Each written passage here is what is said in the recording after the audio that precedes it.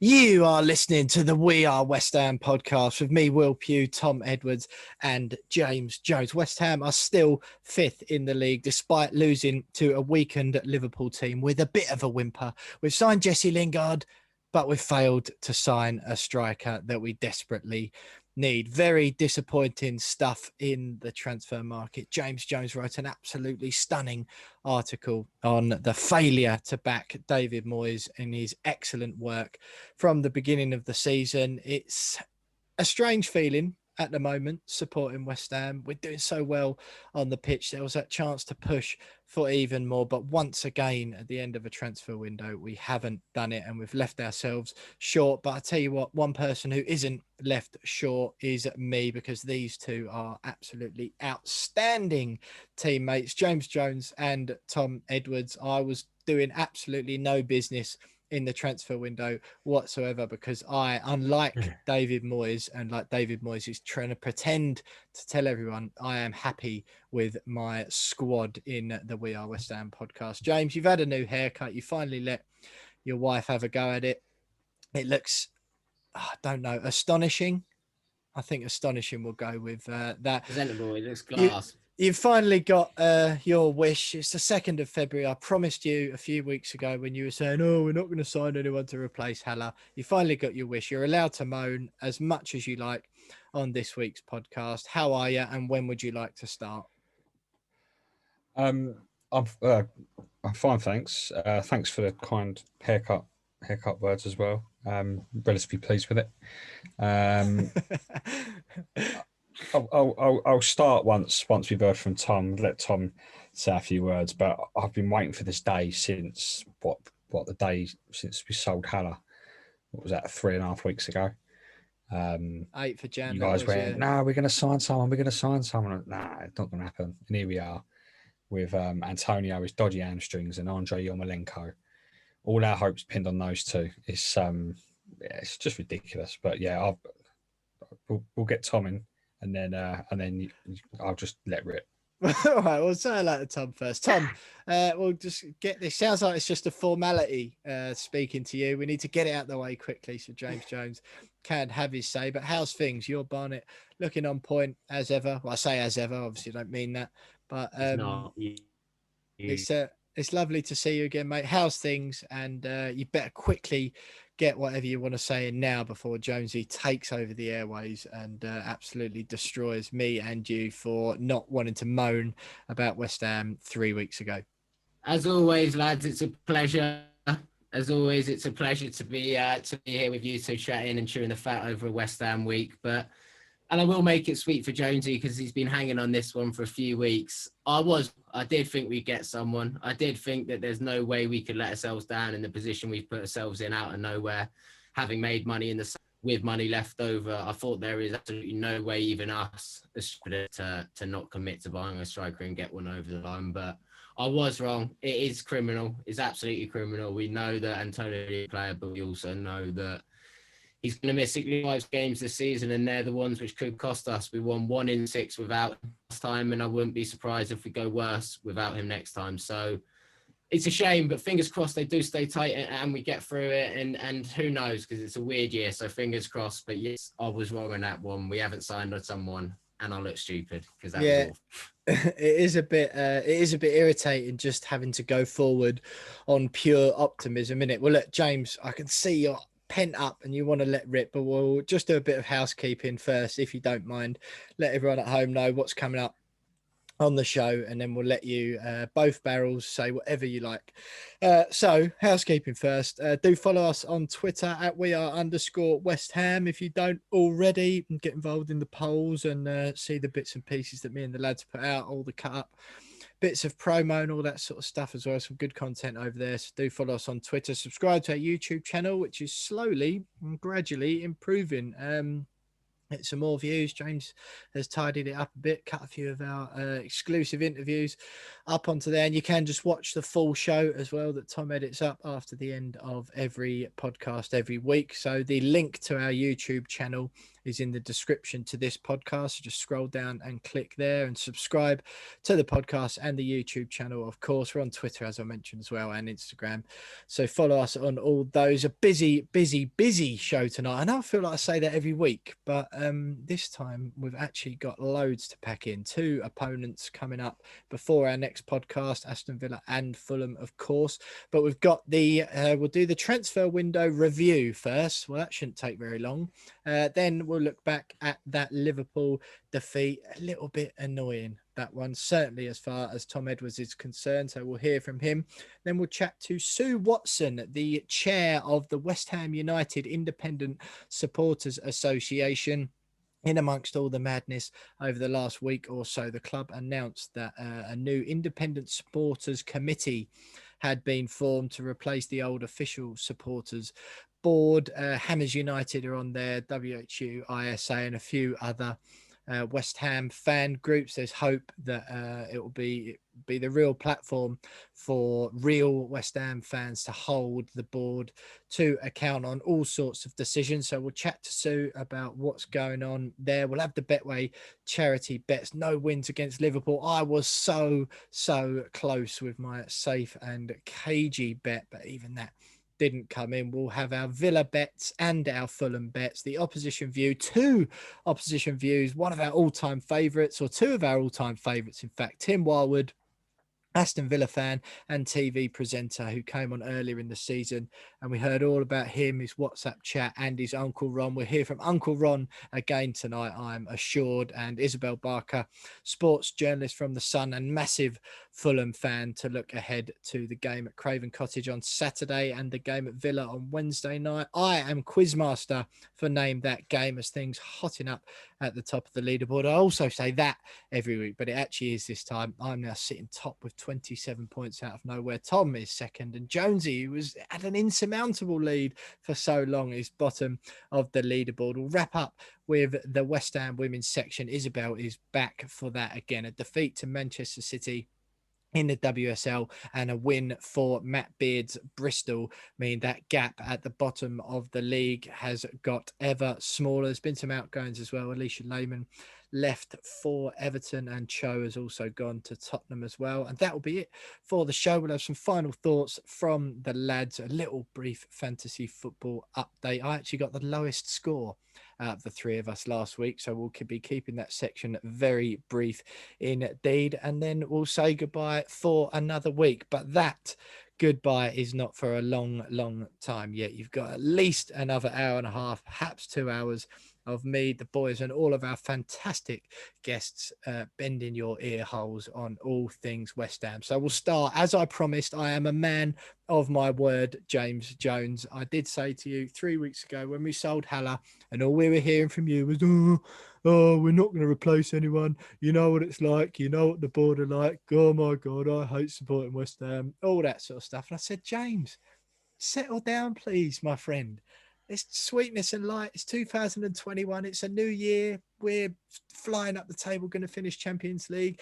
David Moyes is a genius. There is no way, I said, that West Ham United's board will just completely undermine David Moyes' sterling efforts so far this season by not reinvesting either the Grady Diangana money, £18 million, which we got at the beginning of the season, or the £20 million we recouped for Sebastian Haller. I said, stop boring the fans with your grim, dour attitude about all this. Leave it 3 weeks and we'll prove you wrong, me and Tom. When we've signed a couple of new strikers and we're going to finish 4th guaranteed, then you'll be sorry. Well, now look what's happened. I'm sorry. You were right, James. Oh, apology accepted. That's quite a good impression of me, actually. I'm quite impressed. I just don't know how either of you can be so naive. Writing was on the wall very, very early that there was just David Moyes come out and said, yeah, I want a top striker. If we were actually going to sign someone, Josh King would have arrived very, very early in the window. He was the player that we were led to believe was who David Moyes wanted over Ben Rama in the summer. Didn't get him. Okay, well, now's the perfect opportunity to get Josh King because we've sold one striker for 20 million quid. Bournemouth wanted 20 million this summer for Josh King. Just go out and get yourself Josh King. Didn't happen. And with every passing minute, you could just tell that we were going to end up with just Antonio, his unreliable hamstrings, Andre Yarmolenko, who just isn't a striker. He did it right against Doncaster, didn't he? But yeah, well, You could have done all right against Doncaster, couldn't you? I definitely could. Tom definitely could have. I was ex-semi-pro. Played for Geesley, you know. Played for Geesley. Yeah, come on, the boys. Oh, easy day's work. I know I said I'd let rip, but part of me is like, why are we surprised that we're now sat in this situation? Why are we now surprised that we've now got pinning all of our hopes of European football and continuing this incredible season that we're having on Antonio staying fit? He just doesn't have it in him to put a long run of appearances under his belt because his hamstrings won't hold up to it. I hope I'm wrong on that point. But I think the club has let itself down. I can understand maybe where David Moyes is coming from in terms of, it came out that he wanted someone but didn't want to waste money, didn't want to just buy someone for the sake of buying someone. He was stung massively with Jordan Hugill the last time he was at the club. But massively, mate. Like, knew he had some striker. How much was he? 8 million? Is he 8 million? Am I wrong? It was now? like 8 or 10 million or something like that, and it was a panic buy. It was a panic buy on deadline day. Yeah, but that's so not. I get That's it. I mate. understand. What's 8 million quid, isn't it? But even if he goes for nothing, you've had 2.5 weeks or 3 weeks to find someone that isn't a waste of money or isn't a panic buy. We must have a load of documents, in our little scouting cupboard, which doubles up as a janitor's room at the training centre. Just a load of mops and a dusty old file. Yeah, a dusty old filing cabinet. Players I like. Colton Cole, is he still playing? Oh, we can bring him back. But then, we're hearing of Josh King could have potentially gone to Everton for a short-term deal. Diego Costa was being, offered to us on short-term deals that go up until the summer. Then there's no obligation to take it any further if we don't think it fits. At least try and do a deal like that. We didn't have any loan spots free, so we couldn't have got a loan in. But hang on, 6-month contract. Forgive me if I'm wrong. Did we not have Isn't that the whole point of making the Ben Rama thing permanent? That we did have a loan because then they spot brought Lingard in, didn't they? Oh, of course. Sorry. Get one from abroad. We could have got one. There's 2 domestic loans and then something. Or sign Dawson. Took the option up to sign Dawson and free one up. Yeah, I don't know. I just think we should have all. I mean, I saw it coming. I don't know how you guys didn't. And I'm not surprised in this situation. I'm just disappointed that the club's allowed this to happen. The club's allowed itself to potentially undo all the hard work that they've done this season and potentially throw away what is a huge opportunity we've got this year in a season like no other. And yeah, I don't really know what else to say, boys, other than I told you so. Yeah. Look, Tom, I know from my point of view, I don't really know whereabouts you sat in this at the beginning. I know you weren't as dour as Jonesy and you did actually think we were going to sign someone. My point of view was, look, if I'm going to be wrong, I'd rather be wrong and at least hold on to some optimism for 2 weeks, because I just thought if you say, oh, no, we're not going to sign anyone, and then you're wrong about that and we do, I'd rather have been like, do you know what I mean? I'd rather be wrong as I am now rather than on the other side of it going, oh, being the miserable one immediately.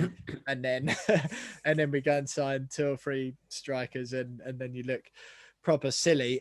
I don't know, Tom, what do you feel? Do you feel silly again? Because I remember, I remember we had a similar thing. I remember the first podcast after the summer, I, as part of my introduction, proper laid into the club about the transfer business and the lack of signings again, and then 4 months later or whatever it is, 4 months later, we're sitting in 5th place in the Premier League, and all of a sudden, I remember we were all of us taking the mickey out of Craig Dawson and saying, what a marquee signing that is, blah blah blah. and he's our first choice centre back now, over 45, previously rated £45 million Issa Diop. So we've all had to eat humble pie. And I'm always happy to hold my hands up. And I have this season, Kufau, you think £5 million, bargain basement, blah, blah, blah. Outstanding buy. Souček, reasonably good, like excellent value for money. I know he's a little bit more expensive at 18 million or whatever. Is there any way, Tom, that this could work out all right? Firstly, mate, having optimism in this, especially over my birthday, not being totally depressed that it's without a striker, without actually what we need. So the optimism at least got me through a grim January for us all. But no, there's no positive to take from this. I mean, yes, we got Lingard. Yes, that's in my opinion. I think he's as the squad can wide, can potentially, but is it needed? Is it enough? Absolutely not. Absolutely not. We should have got one done. I think everyone in the world, or you can look at us, appreciates that fact. It's just a shame because it feels like we sort of built momentum in a position where we should go after these things. How much does getting the champion going clubs? It's always said about millions and millions of pounds. And it's the do or die for the teams like Arsenal and Chelsea and all that sort. What is going out and lumping them sum of 5 million on a player for 6 months to give you that depth to maybe push you in a European, not European football, because the money it brings in is worth going out and getting a quick deal done. We're still 11 is good enough to compete with anyone. So should we keep Antonio fit somehow? Then maybe we got a chance, but we know that's not likely. Yeah, that's right. James, Liverpool. Unless I don't think you've got anything to add on that. Various varied opinions on bringing Jesse Lingard in. I don't know, really. It just strikes me as totally bizarre that you'd bring in we're happy to bring in a midfielder who doesn't add any obvious value when we've got plenty of attacking midfield talent. We've got Bowen, we've got Fornals, we've got Benrahma, we've got Lanzini, and we've got Yarmolenko, which I feel is more than enough. We sold Grady Diangana because we supposedly had too many players in that position. And we can find money for Lingard, and David Moyes is going, I don't want to do anything, and I want to rebuild in the summer, is what he came out and said today. I want to save my money until then. Well, why waste the loan on Lingard? Why not loan a striker for that period of time? It just doesn't make any sense. And this is one of those situations often when we chat on this podcast, I think, and when I hear football fans chat in general, there's always so many things going on inside a club, isn't there? Finances, things that fans will not and are never au fait, or they're never lucky enough or fortunate enough to get to see what's going on inside clubs. So every single fan conversation is always a little bit caveated with, all right, it sounds like you know what you're talking about, but you're only seeing it through an outside perspective. If you're sitting in the boardroom, there might be other things going on. But ultimately, there was money there. It's just a no-brainer to get another striker. And it doesn't even matter if they're average, even if they ended up like another Jordan Hugo or whatever, which again, bearing in mind, that's the worst case scenario. Not every striker is going to be Jordan Hugo level. Even if you got someone of, I'm not saying the same money, but Hernandez ability. I never rated him that much at all, but he was okay to come off the bench and at least put a centre forward on. Do you know what I mean? And I just think I just don't understand it at all. To waste the money on Lingard, who we don't need. Tom thinks he might be a good signing. Okay, fair enough if that's your opinion. But we did not need him in a window like that. Surely you go with what you need first, and we haven't done that. I find it annoying. But like I say, given that I spent a great deal of time at the end of the last transfer window taking the rise out of the signing of Craig Dawson, who is now an absolute West Ham hero and soon to be our top goal scorer if he keeps on going. I do temper that somewhat, but I just think you look at Everton. They, brought Josh King in. They've already got Calvert-Lewin. They've got Richarlison already. Cenk Tosun, I think's left, but they've again, Cenk Tosun's left, so they've bought Josh King to replace him because they're a Premier League club who want to finish in and around the European spots. So they've got 2 or 3 strikers on the books. That's not, it's not fan ignorance to suggest West Ham need a striker, is it? That it's not. It's definitely not. James, save me because you're supposed to be the angry one this week. No, I think the signing of Lingard kind of almost put the nail in the coffin of any hope of signing a striker, purely because it suggested that, you know, he sees Yarmolenko as that backup striker. You know, we've got was it Odebeko as well, still at the club. Afolayan's gone out on loan.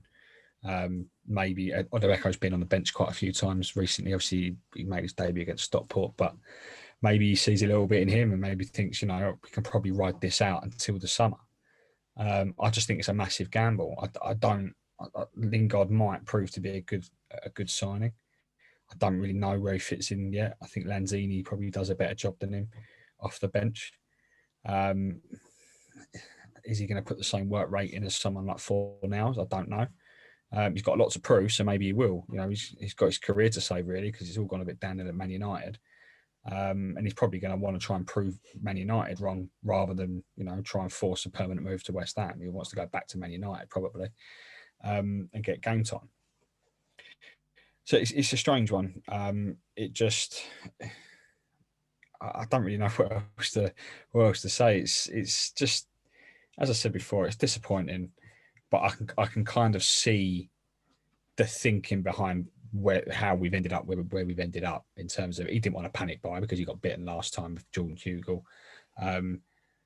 He's been offered the chance to sign Lingard, which kind of then allows Yarmolenko to play backup striker with, you know, the young Odebeko as a third choice if we need him. Okay, let's not waste the money. Let's ride it out until the summer. It's just a massive gamble for me, given the massive opportunity that we've got in front of us this season. We're not going to get this again. It's not going to be as tight as it is this season again, unless we have another, you know, global pandemic and we have to do this again for another 2 or 3 years. It's just not going to happen. No. So yeah, we've potentially blown it, and it'll be our fault. It will be West Ham's fault.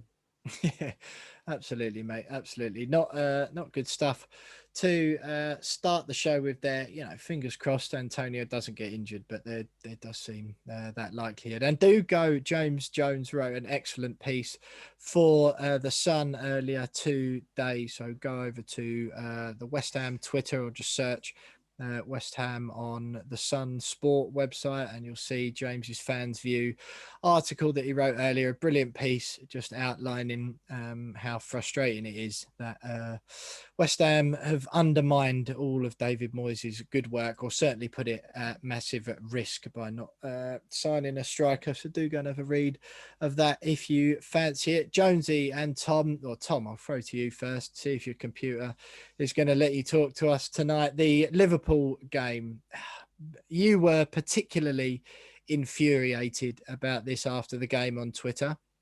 I don't want to speculate how many beers or whiskies you'd had by the time you were tweeting and texting our group. However, you weren't happy. You think we should have gone after it a little bit more. It was a very weak Liverpool team. Have you calmed down a bit, first of all? But what's your sort of residing thoughts on the home defeat to Liverpool?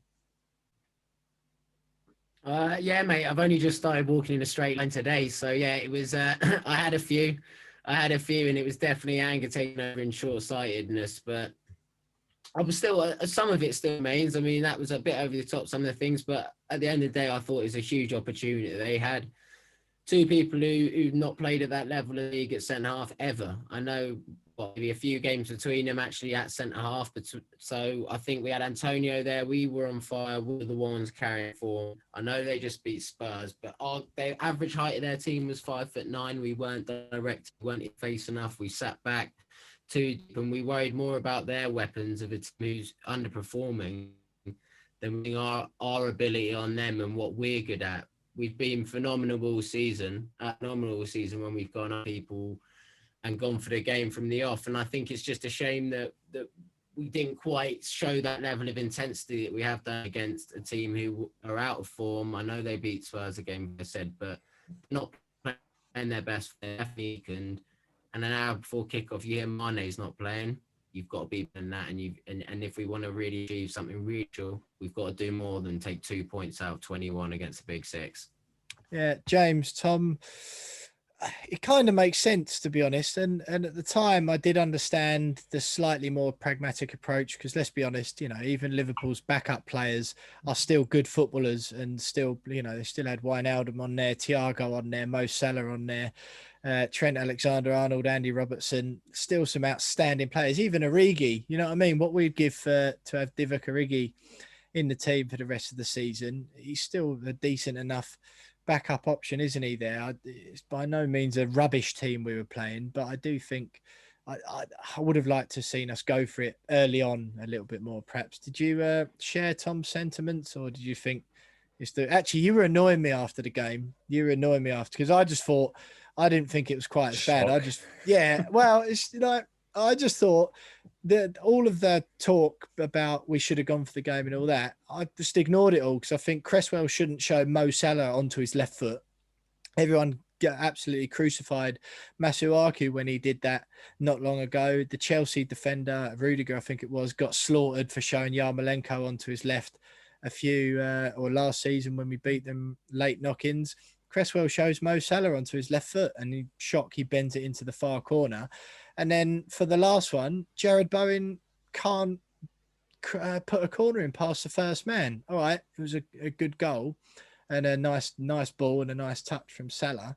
But ultimately, even if he hadn't have done that mega pass, Shaqiri and Liverpool would have still been about 4 against 2, even if he decided to run with it. So I think they would have scored, albeit not quite as spectacularly. And I just think, regardless of the game plan, if it wasn't for 2 pretty shoddy pieces of play, Sunday League level stuff, I think I called it in our group chat. If it wasn't for that, we get a result. We get a draw at least. I do agree with you. I think that the reason why I wasn't that frustrated, and the only thing that really frustrated me before I go on was it took us half hour to get a corner, and we played that corner short, and it was like, what on earth are you doing?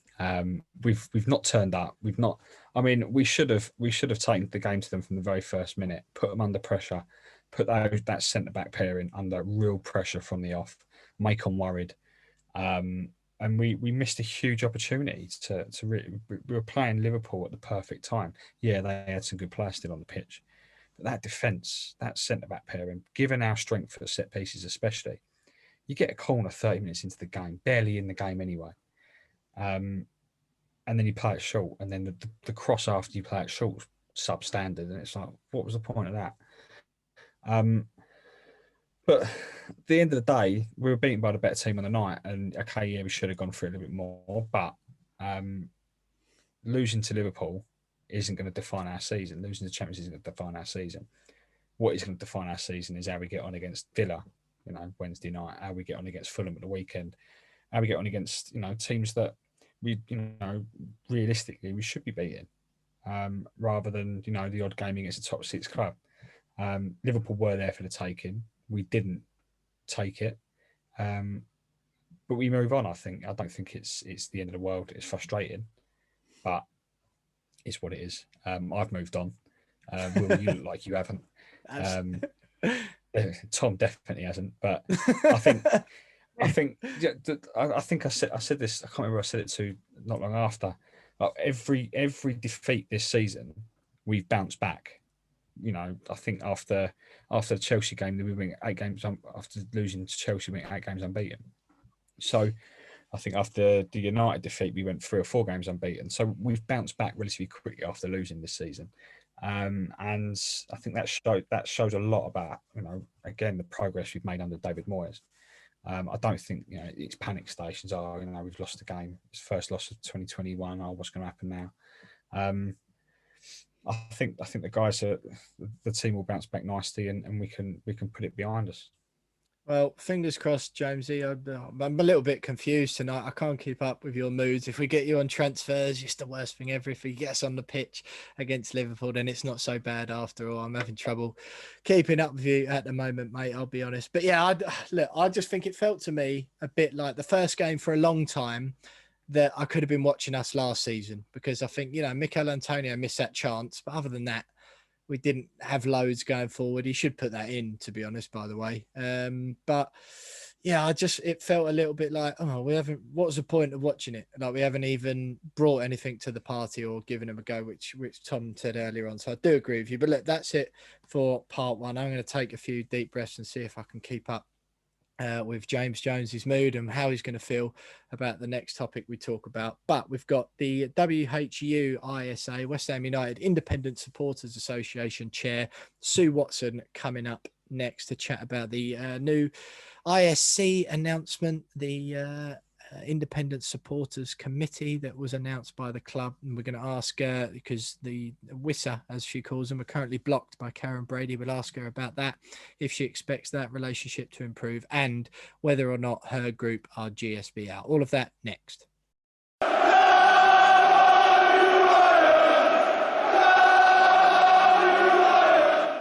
So you are still listening to the We Are West Ham podcast with me, Will Pugh, Tom Edwards and James Jones, and a lively start to the show there among me, James and Tom. But as promised, I'm delighted to say that joining us for part two, for our main interview for this week, is Sue Watson, the West Ham United Independent Supporters Association Chair. Sue, it's great to have you with us.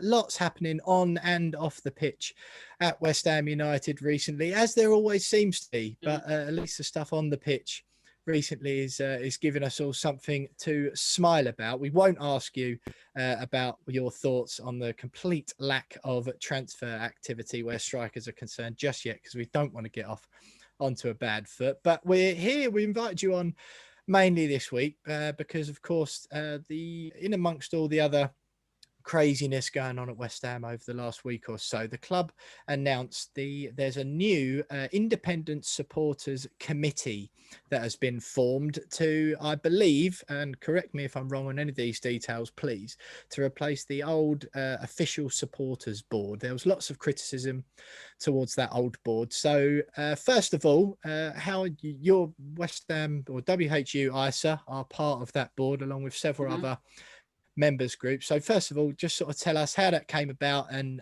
what was your role and your group's role in the whole proceedings. Okay. Well, as you've alluded to, the OSB was not well received broadly by the supporter base for a host of reasons, and I think largely valid reasons. So on the 25th of Feb last year, and with everything that's happened, it seems like many years ago, but the meeting of the 25th of Feb was disbanded, stopped, we believe, and the OSB was disbanded with a view to bringing something else in its place. So what happened over a period of many, many months is WHUISA and Hammers United created between them the skeleton of a for fans by fans construct, which is what the Independent Supporters Committee is. What it is a group of 8 supporter bodies, of which WHUISA is one. We are completely independent from the club itself. We formed an MOU, which gives us that's sorry, just for anyone listening, that's a memorandum of understanding, right? Sorry, my apologies. Memorandum of understanding, which in layman's terms is just like a sort of an outline of guidelines you're all bound by. Yeah, exactly. Although it is quite a comprehensive document. Now the groups plan on putting this into the public domain, because we believe that it's very important that the supporter base can see what we're about, that we are standing together as supporter groups, that we are inviting relevant club members and employees to our table rather than the other way round. We are addressing issues that the supporter base that are relevant to the supporter base. So, for example, that'd be things around stewarding, season ticket strategy, to name but two. And all these things really matter. So it's not just about a member of WHUISA can ask a question, a member of Pride of Irons can bring something up. This is aimed at all the supporter base because it is important that their voice is heard. Now, one of the pledges, one of the infamous 10 pledges, was listening to supporters. So what we have created between us is a document and a way of working that ensures, in theory, that our voices will be heard within the groups, by the groups, but also as part of our memorandum of understanding, we've put in something that the Football Supporters Association has called, it's called Tier 2. So basically that means that the groups can request a meeting with the board to put things on the table in front of the board. So, for example, when we get on to the next point, that could be something to do with infrastructure, scouting department, for example, which my understanding of the OSB was that was a more problematic thing to do. Right. And just quickly then, Sue, but before we get more details on you. So I've got the list in front of me. So the new ISC consists of 8 West Ham supporter groups, which has been created to represent a range of supporters. So that's Any Old Irons, BAME Hammers, the Bondholders, Disabled Supporters Board, Hammers United, the West Ham United Official Supporters Club, Pride of Irons, and yourselves, the West Ham Independent Supporters Association. So you mentioned the OSB there. For those of us, or for those listening who might not have been totally au fait with what the OSB were, before we move on to sort of plans for the future, and I know James and Tom have got a couple of questions for you as well. Just give us a sort of a very brief sort of outline of what the OSB were and what the problems with them were, or what the perceived problems were, and why you feel it's a positive thing that the new Independent Supporters Committee has replaced that. Okay, so it is perceived problems because both WHUISA and the other big independent group, Hammers United, we were not on the OSB, and we refused to join the OSB for 2 reasons. One, we felt it was not independent enough from the club to represent supporters. It was something the club had created.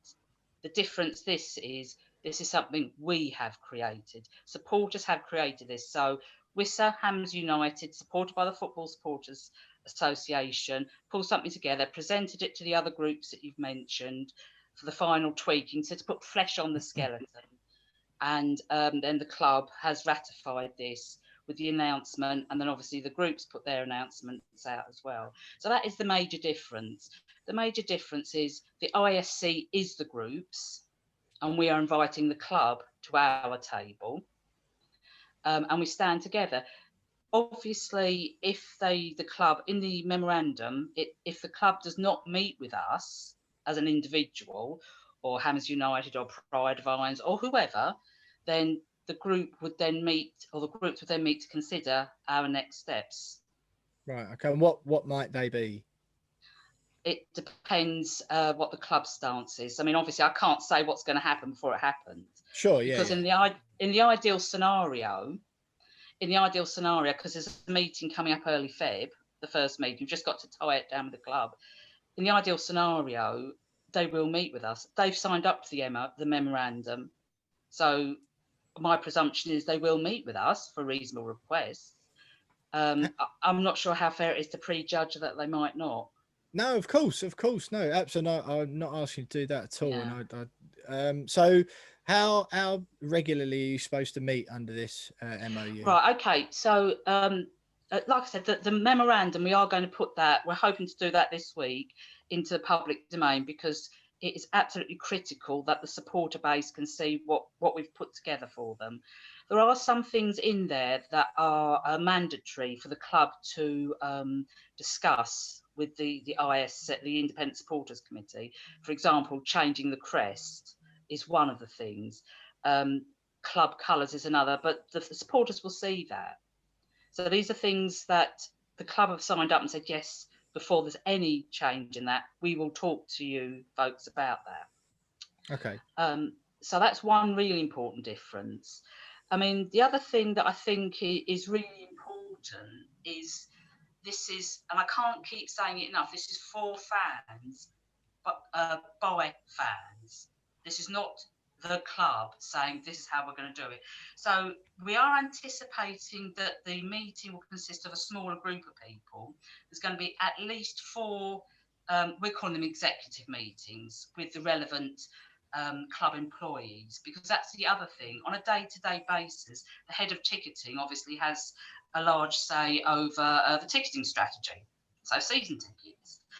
Ben Illingworth, match day, the way the match day runs, so he might have something to do with, well, kind of to do with stewarding, as well as all these companies that do it. So it's the relevant day-to-day stuff. This is what people really need action on. And then some of the really bigger stuff that we are going to get onto around infrastructure is where you have your tier 2 meetings with the board.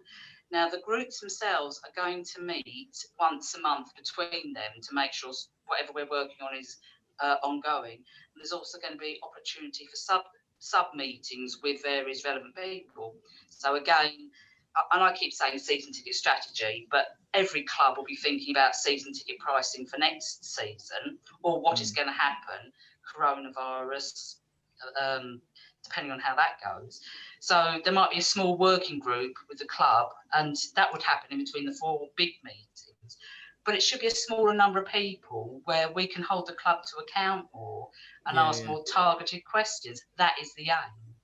Okay, cool. Well, Sue, I will let James come in next if that's all right, because I know the boys have got some questions to ask. One thing that I sort of want to ask you or to clarify for those listening who either are part of a supporters group already or considering joining one, Hammers United are a lot more, or they are very vocal in their GSB out stance. They've had some from some criticism from some of their members in terms of you know, the idea that of sitting at a table with the board isn't appealing to all of their members, just some of them. What is WHUISA, or what's, you know, WHUISA, what is your stance as far as the board goes? Right, well, that's a really interesting one, because we've been Brady out for quite a while now. I mean, I'm just thinking how many years. I think I was chair, it was at least 3 years, yeah. I think the board, we need to have a change of board, okay. However, my only, and I have seen this on social media and on some of the fan forums in the last few days, is to be careful what you wish for. I mean, I was reading today about the how Burnley's ending up at the moment with the Americans that have bought them out. They've gone from having money in the bank to now having, I think it's in the Guardian, was it 90 million? 90 million, or something, you know. So, and the thing is with West Ham, we have had other less than great owners in the past as well. But I think what we need to have is we need to have owners that will truly invest in the club or step back and let somebody else do that. So do you think we have that now? Honestly, no. However, again, because we've been looking at the finances in WHUISA to see what is the likelihood or what are the financial penalties if Gold and Sullivan sell before, I think it's the 23rd of March, 2023. Yeah. For the stadium, you mean?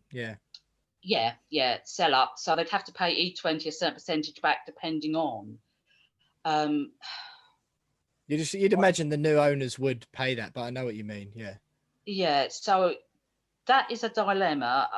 I'm not convinced that until March 2023 they will actually go. I'm not convinced. But that doesn't mean I don't think they shouldn't. Okay. I'll let James go. Sorry. Yeah.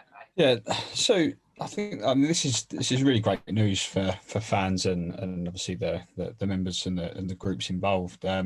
Just wondering sort of whether or how confident you are of being able to sort of successfully hold the club to account on a number of issues within the club and to kind of enforce or spark some kind of change. I'm not meaning sort of then putting the club up for sale or anything like that, but it could be match day experience issues or ticketing issues, as you've already mentioned. I mean, I was a member of the bloggers group that the Karen Brady met with about 3 or 4 years ago to discuss issues with the London Stadium. We met with Karen on a handful of occasions, brought up all the issues that a lot of our audiences had raised with us, and I think I can count on one hand how many of those issues were rectified. One of those was just simply putting up some shelves in the concourse so people can rest their beer at half time. Nothing of any serious note was actually acted upon by the club. So I'm just wondering how confident you are that you guys are going to be able to sort of spark some kind of change within some of the issues that fans have. Yeah, and I think that's a fair point to make. That is why I think the old system didn't work to some extent, the old OSB, because it was set up by the club. This is set up by the fans. So I am more positive that we could spark change. We're going to be people like the head of ticketing, the head of match day experience. We've already had a few prep meetings with these people, and some of the things we asked for them to do have been done. So if I can just give a specific example, it was to do with the options for the ticketing renewal for this season. So originally there was option 1 and option 2, yeah? So we got back to them about what ended up as option 3. Well, got back to the head of ticketing, which, okay, perhaps should have been done at the same time, but we were able to put enough pressure on and that was done. Now, yes, I can see the argument, maybe we should have had an option 4, and I accept that. So that's why I'd be very keen to start talking about ticketing strategy for renewal at our first big meeting. Yeah. So that was one very specific example of how we managed to make a change. I am hopeful insofar as we are going to be working with heads of various departments.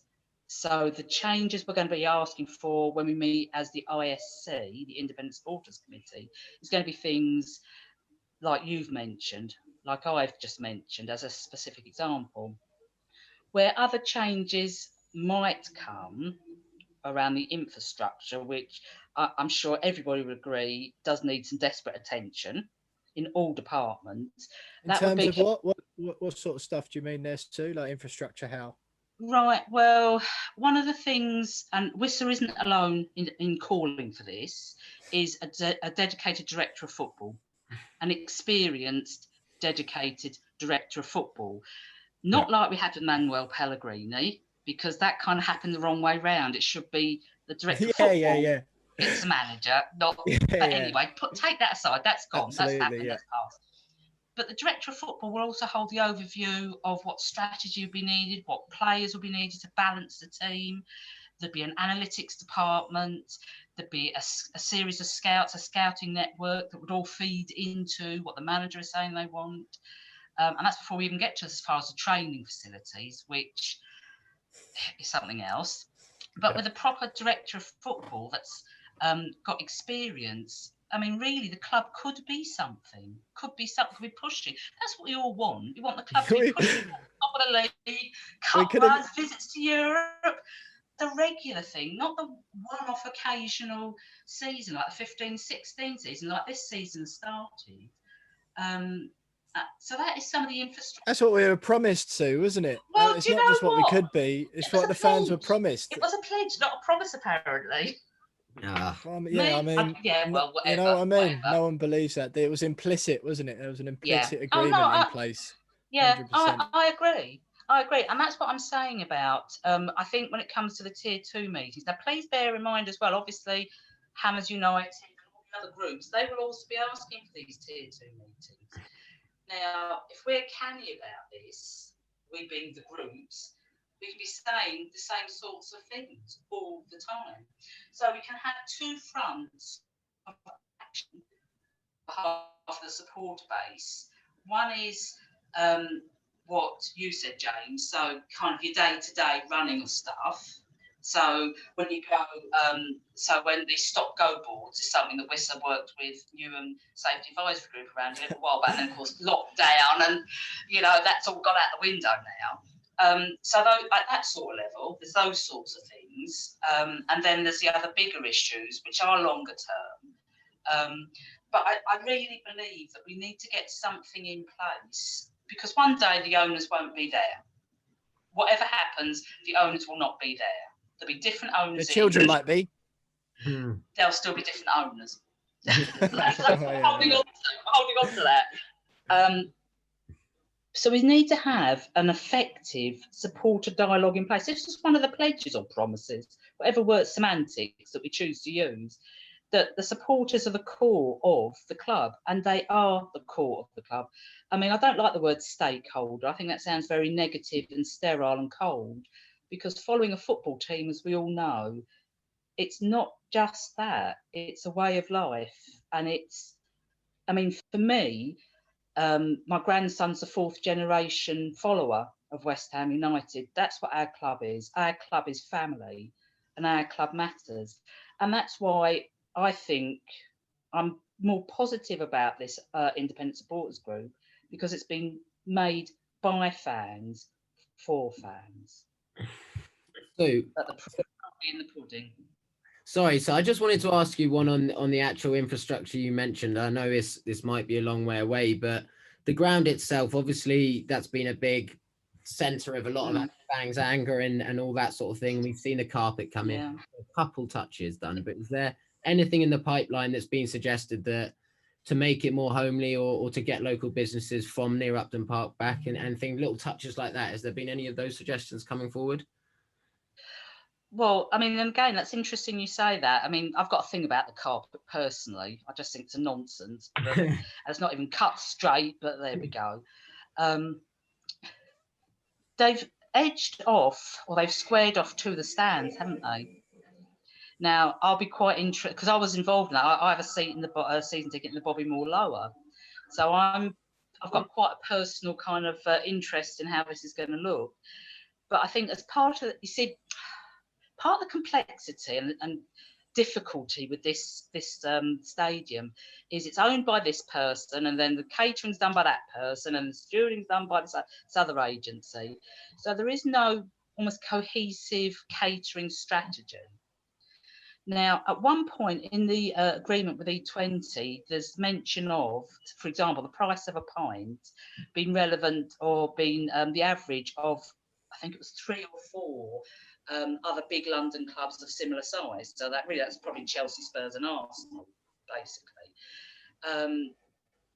The reason it's the price it is because of the type of beer it is, apparently. It's Amstel, which is premium. What warm beer, you mean? Huh? Warm and flat beer. Yeah. I didn't know warm. I'm going to publicise the pub I go to. I go to the Bull. I don't drink beer there. I don't drink Guinness or whatever there. So, but no, I agree with you. I think there needs to be a strategy, or some of the businesses that were at Upton Park, that were at our home ground, to come here to make it feel more like what we were used to. Again, it gets back to the family concept, because they were part of the family experience. So the other day I was looking for a particular programme, and I thought, oh no, because there used to be a couple of programme sellers that if you missed the game or you missed something, there was a big programme seller you could go and get. I mean, I used to always stop at Ken's Cafe and get my programme from there. That was just ritual I had. Well, of course, I think he might have closed up now, Ken's Cafe. I don't know if me and James filmed for Match of the Day, didn't we, James, in Ken's Cafe last year? But is he still? Yeah. Is he still around? Do you know? I think they've closed up now. They've closed up since. Yeah. Pretty sure. Yeah, I think Shame. they have. So, Sue, one final question, if that's all right, before we let you go. You mentioned that your organisation's been Brady out for a long time. Your Twitter bio is blocked by at Karen Brady. You've been blocked by her on Twitter. How does that relationship or situation change now you're on the board, on the Independent Supporters Committee? You'll be sitting, I assume, in some of these meetings across from Karen Brady. Is that something that you expect to be changed? Certainly the blocking on Twitter and just the general relationship between the two. How do you see that playing out? Okay, well, the ISC is the groups themselves. The Independent Supporters Committee are the groups. We are meeting with primarily people that run the club on a day-to-day basis. Now, it would be naive of me to think that Karen Brady will not attend at least one of those meetings. I would anticipate she would want to. You'd hope she would, wouldn't you? You'd hope all the big players at the club. Well, yes and no, because I mean, obviously Tara Warren, I would presume, would also be in attendance. But one of the issues For those that for those of us, the listeners who wouldn't know who Tara Warren is. Right, Tara is head of communications. She's also a director.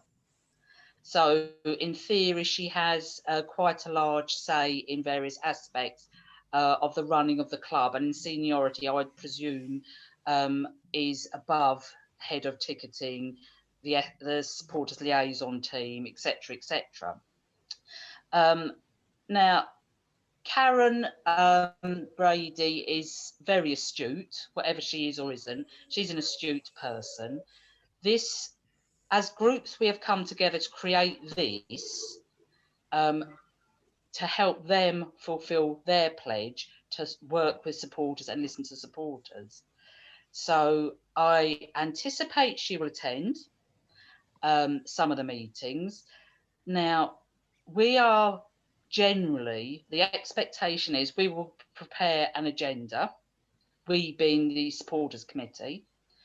The agenda will, obviously the club will have a few things they will want to put on. The club will provide the relevant person or people that can address the agenda items. So I don't know, if it's ticketing, it will be head of ticketing. If it's to do, or they will invite the relevant person.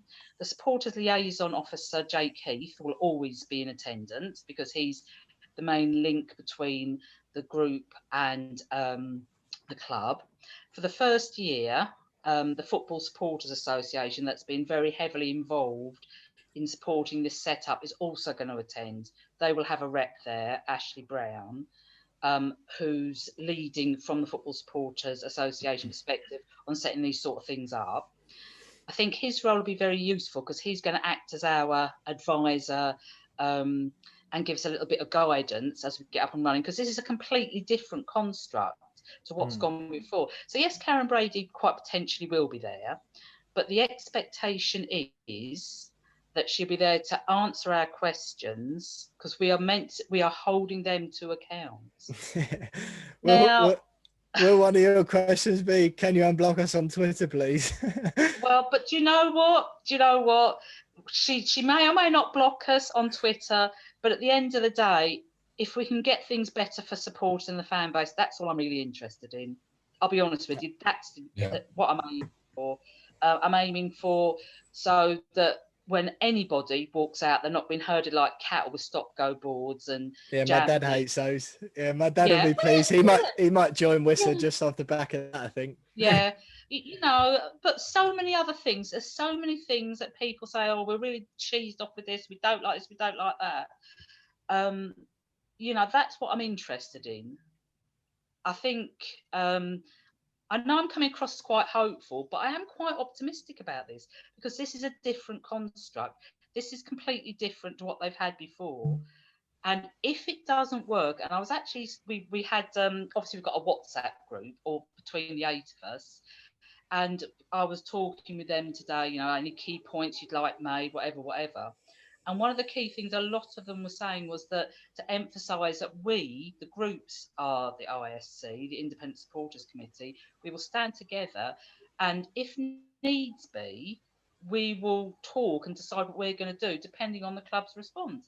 But at the moment, the club appear to be as optimistic and as positive as we are. So I think we've got to give this a go. Absolutely. We have to try. It's not worked in the past. It hasn't been what we would like it to be because it hasn't had the impact we would like it to have. So we've got to try. We have got to try and do it different this time. This is different. Of course you have. So, yeah, I mean, you know, there's a lot of hard work gone into getting to the stage you're at now. And that hard work is really, this is just the beginning, the point you're at the moment. Exactly. Isn't it? And we just ask people to judge us on, I mean, like results, beer yeah. shelves. Yeah, okay. Okay. But just judge us on what happens, on the outcomes. Sorry. Yeah. Yeah, James isn't having that one at all. Unless there's beer shelves in a couple of weeks soon, and James is not interested in what WHUISA have got to say. That was my point, though. That was my point, was that we brought up a load of issues, and the only thing they did was put in beer shelves, and that was like one of our smallest issues. Well, some of us. It was one of my biggest ones, to be fair. Yeah, but there's loads less warm, flat beer being spilled all over the place now, isn't there? No? Exactly. Positive steps. Well, look, Sue, it's been brilliant having you on. I think you're totally right, and to approach it from the stance that you are of all you're bothered about, or the main thing you're worried about is improving supporters' situations or experience at the London Stadium. That is admirable, and that is what all your members will want from you, isn't it? I know there's a lot of the fan base you've got. You know, bigger ideas about what should be changed at the football club, and you know that will likely always stay with a lot of people, but that doesn't mean that there's some of the stuff underneath that, be it ticketing, beer shelves, carpets in the stadium, whatever they might be. There's no reason to not try and amend or improve some of those as well in the meantime, until such a day that as some fans would like, the owners do move on. Well, look, Sue Watson there, WHUISA, West Ham United Independent Supporters Association chair, whose group has just formed the Independent Supporters Committee even at West Ham. Stu, we really appreciate you coming on to the show tonight. I hope that was informative for everyone listening at home, and stay with us because we're moving swiftly on to the Betway charity bets.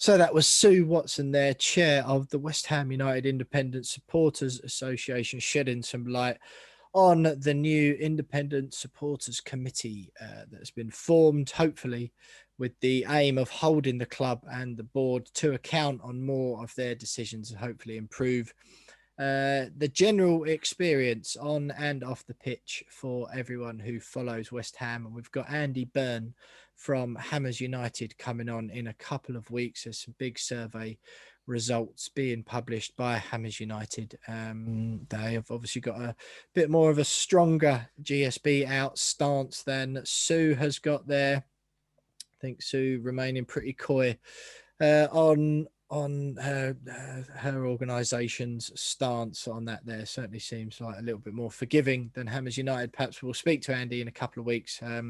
For those of you who listened to his TalkSport interview the other day, he was really disappointed about that.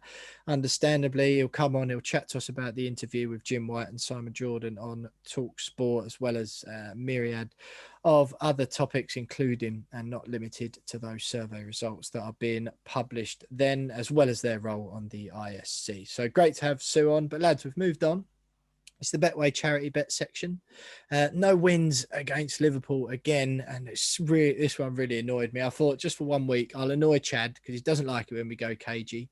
So I thought I'll annoy him, but it'll be worth it because I'll win some money. Both teams to score more than 5.5 corners and a goal in each half. I thought that's a shoo-in. Surely there'll be a goal in each half. Liverpool come out the blocks flying. Something's bound to happen. Yeah, both teams did score. There was more than 5.5 corners, but the goal in each half was not to be. 0-0 at half time. Obviously finished 3-1 at full time to Liverpool. Very irritating indeed. But hey, Jonesy, you went draw, both teams to score, Fornals to score. Tom went Antonio first goal scorer, West Ham to win, both teams to score. And Antonio very nearly was the first goal scorer as well. Should have been, in fact, that missed opportunity. So a bit unfortunate there. We've got double bets this week, lads. So we'll whip through them fairly quickly. Jonesy, what have you gone for Aston Villa? I've gone for Wednesday night. I've gone West Ham to win. I know I said I'd withdraw before, but I think West Ham to win for the sake of the bet. Both teams to score, and big Tommy Soucek to get on the score sheet anytime. Loves a goal away from home. Absolutely. Tom, what have you gone for Villa? Both teams guilty to be awarded, and Bowen anytime. I think we're bound to stick one of our clumsy leg by a pen at some point soon. Yeah. I think tomorrow's the night. We definitely are due a penalty. I've gone West Ham to score a header, both teams to score, and more than 5.5 corners. Just a reminder, you can back any of our selections on the Betway website and app. Just go to the pre-built bet section, scroll down, you'll find the We Are West Ham bets, and it'll have me, James, and Tom's name next to them. So if you want to back our bets, you can select them. Tom, I'll throw to you in a minute for your bet for the Fulham game. But James, first of all, Fulham away on Saturday. What have you gone for? Another West Ham win, over 2.5 goals, and I see this as a game where Antonio can really thrive. So I've got him to score any time as well.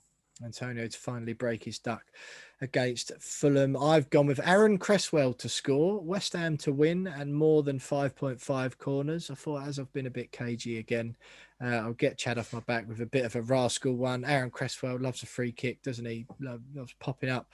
And against those smaller teams, or the more defensive teams, shall we say, he's got the license to get forward a little bit more. So yeah, Cresswell to score anytime, West Ham to win, and more than 5.5 corners for the Fulham game. Tom, what have you got for the visit to Craven Cottage?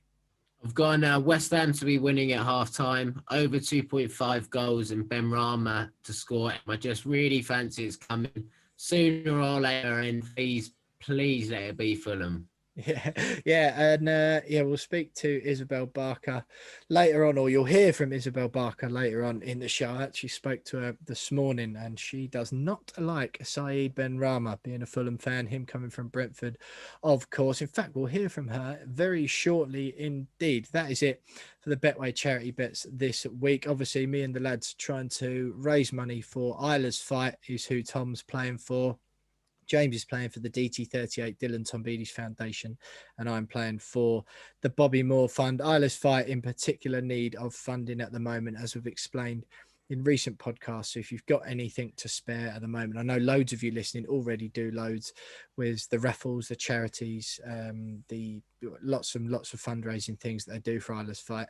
But in particular need at the moment, listen back to last week's podcast if you haven't already, for that interview with Isla's mum, Nikki, explaining why they need the money so much as Isla goes through chemotherapy. So love and best wishes to Isla, as always, from all three of us on the podcast. That's it for the Betway charity bets this week.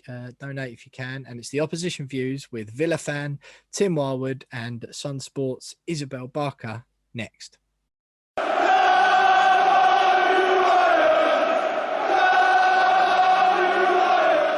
So the Betway charity bets section, they're double bets this week ahead of the two games, Aston Villa and Fulham, and I'm delighted to say that we are joined by one of our favourite of all time. It's none other than Tim Wildwood, Villa fan and TV presenter. But Tim, look, before it all goes to your head, shout that the best of all time. Go on, what are you going to say? Before it all goes to your head, we only liked having you on last time because of Uncle Ron's input and all the lads from the WhatsApp chat. It's great to have you back on, mate. How's things, and are you feeling good about Villa at the moment? You were a lot better before we spoke to you last time. You flaked off a bit. Mate, what the Villa or me personally? Because I think both, to be quite honest, Tim. Mate, I'll just put it out there to the listeners. I'm struggling with lockdown too. I think we all are. I think I'm drinking more than I did in lockdown one, and homeschooling definitely isn't as easy. The Villa, mate, I think we're better. I'm even more positive and optimistic than I was last time round. I think finally, like as a Villa fan, I'm not going into games scared anymore. I'm going into games going, we're definitely going to score. It's fine. Don't even worry about it. So, feeling positive. You should have beaten us last time, frankly, shouldn't you? We Well, somehow mate, managed to what scrape about the that? win. What about that? I think, did I say 2-2? I think I might have said 2-2. Yeah, VAR. We were done by Ollie Watkins' sleeve, weren't we? But then did you see we played the other night and we had a similar let off. I think it might have been Tyrone Mings' backside was just basically keeping him off. But if it had been, there's a lot of chat saying if it was John McGinn's backside, then he would have been onside. But yeah, you know, VAR decision, penalty as well, wasn't there? Was it penalty? Yeah, Watkins hit the bar, didn't he? So it was it was a good game. It was a really good game, actually. Really, and it's funny actually after chatting to you boys, of course, sat down to watch it, and I could picture all your faces as you scored after 50 seconds or whatever it was. I was like, oh god damn it! Like, but nah, good game, and yeah, of course we didn't win, but thoroughly entertaining. So you've got a couple of games in hand, Villa, on the rest of the league. Obviously, you've had problems with COVID and everything else. Yeah. Normally, people would say, I've got a couple of games in hand, that's good for us. But given the way the season's going, it's so tight up the top. Do you think that sort of with Villa kind of losing a little bit of consistency in recent weeks, sort of, losing, winning, it's still been quite tight, and knowing that you've still got 2 games in hand, do you think that might potentially count against you guys once the fixtures then start playing out? Because I think one of those games in hand is United as well, isn't it? Everton and City. Was it Everton and Tottenham? Right. Yeah, well, Everton definitely. Yeah. I don't know, to be brutally honest. Do you know what? They're going to come around, aren't they? We just did at the start of Jan. We did, or the end of Jan, was it? I mean, I'm terrible. We did 5 games over 10 days. It was, that was a brutal couple of games. And you're right, it's going to stack up, and we're going to get to the end of the season. And who knows actually what's going to happen? I mean, I know, COVID aside and stuff, we're talking about like, potential lockdown and homeschooling going on into mid-April, late April. But who knows exactly what's going to happen with football and all that as well, and whether they'll. There was a bit of chat at one point, especially when Villa were dropping games. We dropped 2 games because of COVID. There was a bit of chat then about them actually halting the league, or actually the responsibility should be that they halt the league. But then, yeah, I don't know. And those games have got to come in. Yeah, I just think, and going, I know I mentioned the WhatsApp group before, but it's kind of my yardstick really, because you get a good balanced view from it, and the Villa boys and girls WhatsApp group, we're all just saying, look, 40 points, we're safe. Another point, and we're at the same points that we had last season. Do you know what I mean? So we're already doing brilliant. Europe chat out the window as far as I'm concerned. Top 10 finish, yeah, that's what we've got to be aiming for now for sure. But start of the season, it was quite literally Premier League survival was the chat. So to be in this position, although yes, we've got 2 games, we've still got to play at some point between now and the end of the season. Just Premier League survival, top half finish, Europe. Who knows? Top 3. I mean, you sound like us, mate. Yeah. I know, but look, I mean, you boys as well. You're 3 points ahead of us, aren't you? And you're up there in the minute and playing really good. We're both playing really good football, and it's good, isn't it? Very good. It's not bad at all, Tim. Not bad at all. You'd have taken this, wouldn't you, at the start of the season? Talk about it, mate. Would have laughed at you if you said this. But looking at your team, you've got a bulk of the goals coming from Grealish and Watkins, and you do play some of the most attractive football at the minute. You're very, very good to watch. Your game's always entertaining. But I've just had a look at your squad there. Is there a worry that if one of those goes, or if both of those pick up an injury, you're down to Keenan Davis and you're down to the Louis Barrys of the world and people like that? Is it unrealistic to think you can sustain it for this long when you one injury away from maybe losing all your firepower? Yeah, and that's absolutely it. And Wesley, who's a striker that's injured, he injured himself last season, ACL injury, and he's been out and he's training again, but he's a bit off. He's a bit off coming on. And you're right, Keenan Davis is good, but he's not brilliant. I love him, but he isn't brilliant yet. But he's getting some game time. Jacob Ramsey, in all fairness, he's a young kid playing with a lot of confidence, but again, he's not proven yet. He's still got to get more game time. And then Louis Barry, I mean, he can't even buy a lottery ticket legally, can he? He's so young. So I don't know. Scored a brilliant goal against Liverpool, mind, but in the FA Cup.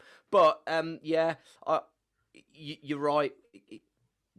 Yeah, injuries are a worry. We didn't really buy. We got Sanson in, French player. We were linked with him, yeah. Yeah. And, you know, midfielder. And I think a lot of Villa fans were going, we need a striker. But I think if Wesley's fit, then we'll be okay. Traore, I know, can play up front as well. He's out on the wing. He's hit some really good form as well, hasn't he? Traore. Mate, yeah, he scored in the last 2 appearances at Villa Park, yeah. So, and he's brilliant. And he's actually, I think what's been good about him is he came in with a bit of expectation, but he's actually performing really good under Jack's shadow. I think Jack's doing this brilliant job of taking all the limelight away from the other players. And I think Jack, to be fair, relishes it. He loves being in the limelight. But he, you know, it's enabled all of our other players to just step up and actually just play some nice football and just get on with it rather than going, well, he's wicked, he's kid. Yeah. It's happy days. It sounds a very similar situation to us at the moment, going quite nicely on the pitch. Need a striker and signed a midfielder that you're not really sure you want in January instead. But look, Tim, we're absolutely gagging to hear from your uncle again and all the lads and guys in the WhatsApp chat. When does it come? Do I ask you one more about how you think the game's going to go, or are you going to tease us with it till the end? No, I'll give you, because this is perfectly for how the game's going to go, because Uncle Ron has actually come up absolute trumps. He's got a little prediction in there for you, bit of an anecdote, so to speak. So do you want to hear from Uncle Ron? This is a WhatsApp voice memo that he sent specifically for you boys. Here you go. Well, thanks, Tim, and of course your Hammer friends for letting me loose on your podcast. I must say that I've seen many memorable games at the Old Boleyn Ground, even seen the days when Villa played when Lampard Senior was fullback. So, you want me to make a prediction? Well, the way the Premiership is panning out this season is definitely not following the norm, with some very strange results. So, in view that both teams are playing well and both teams have goals in them, I predict a 3-0 win to either West Ham or Aston Villa, or 3-3 draw. Classic. So that's my head speaking, but my heart says 5-0 to Villa. All the best, lads, and may the best team win. Uncle Ron. Best quality. Outstanding. That is it, Tim. Guaranteed, hands down, best opposition view we've ever had. Yay! Thanks, boys. You can tell Uncle Ron's been around the block a bit as well, because he's still calling it the Premiership. Yeah. Yeah, mate, Saturday afternoons, it's still Division 1 on Saturday afternoons, don't worry about that. Yeah, no, he's gone for I mean, he spread bet there, didn't he? He went 3-0 to both teams, 3-3, and then he went 5-0 to the Villa. For myself personally, I think we've got a bit of swagger. I don't think anybody really wants to play the Villa at the minute, because we've just got that belief that we are going to get a goal. It's probably going to come from Jack, let's be honest. And that's what we love, is the fact that everyone knows it's going to come from Jack, but you just can't stop him, unless you steamroller him out of the game, I guess. But I think it'll be tight. I think it's going to be a good game. Like you say, goals in both teams. 2-1 Villa. 2-1 to Villa. Yeah, you know what, Villa. Tim? I fancy that. James, you went for a Desmond 2-2 last week, didn't you, Jonesy? Yeah. And I'm feeling the same sort of vibes this week, to be honest. I totally agree with what Tim's saying. I think it's going to be a belter of a game of football. I'm really looking forward to it. Yeah, mate. And sorry to interrupt. How exciting! There's no away games this season, and I don't care what people say. There aren't. There just aren't. Yeah. They're just games. Teams just turn up and they're like, you know what? I haven't got your fans screaming abuse at me. I'm going to play like it's a training game, and it's just wicked. I'm really, really enjoying the season.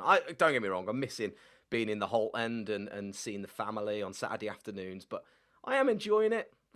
Might have something to do with the fact that Villa are playing really well as well, though. yeah, that does help. That does help, doesn't it? I think the one thing, like from our perspective, before we let you go, Tim, I think it's just nice for us to I mean, we were disappointed with our January transfer activity, but it's just nice for us to not, when we concede a goal in games, to not, like we have done in seasons past, just shrug and go, well, that's that game over then. Oh, we've lost now. We've conceded a few times this season. We've been pegged back, but we regroup and go again. It's just nice to have a group of players, with some faith in their ability, and almost mirror image for both of our clubs, wasn't it? Rubbish season last year. Just clinging on, had a bit of time together over the summer. Clubs showed faith in the managers. Dean Swift's doing a spectacular job this year, and he was painted as this ancient old dinosaur last year who didn't know what he was talking about. I think it's just, Moyes was similar. I think it's nice to see both sort of established Premier League clubs just making a bit of a fist of it and shaking things up at the top this season. Absolutely. Yeah, couldn't agree more. Could not agree more with that. It's really nice. And I mean, I can't speak as a West Ham fan, but certainly as a Villa fan. And last season, exactly like you said, goal down, heads drop. That's it. It's game over, isn't it? You're like, oh, there's no way back here now. And that's just how it was. But now it is goal down. All right, let's see how we crack on. And we do. And it's positive football. And it's I don't know, like you find it really hard, don't you? Because having never played at that level or been out on the pitch and played at that level. Tom got a run out for a semi-pro team once, as he reminds us every other week. Yeah, Stop it, Tom. AFC Geesley, go on, the boys. But that it's amazing, that confidence, how it plays into throughout the team, and it just literally gets teams over the line. It's amazing to see it in working. That sounds good.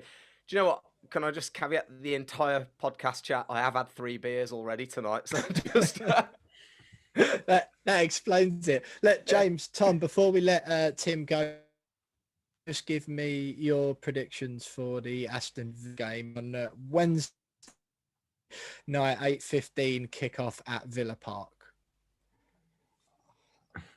I'm going to go for a draw. I think a draw for us would be a good result.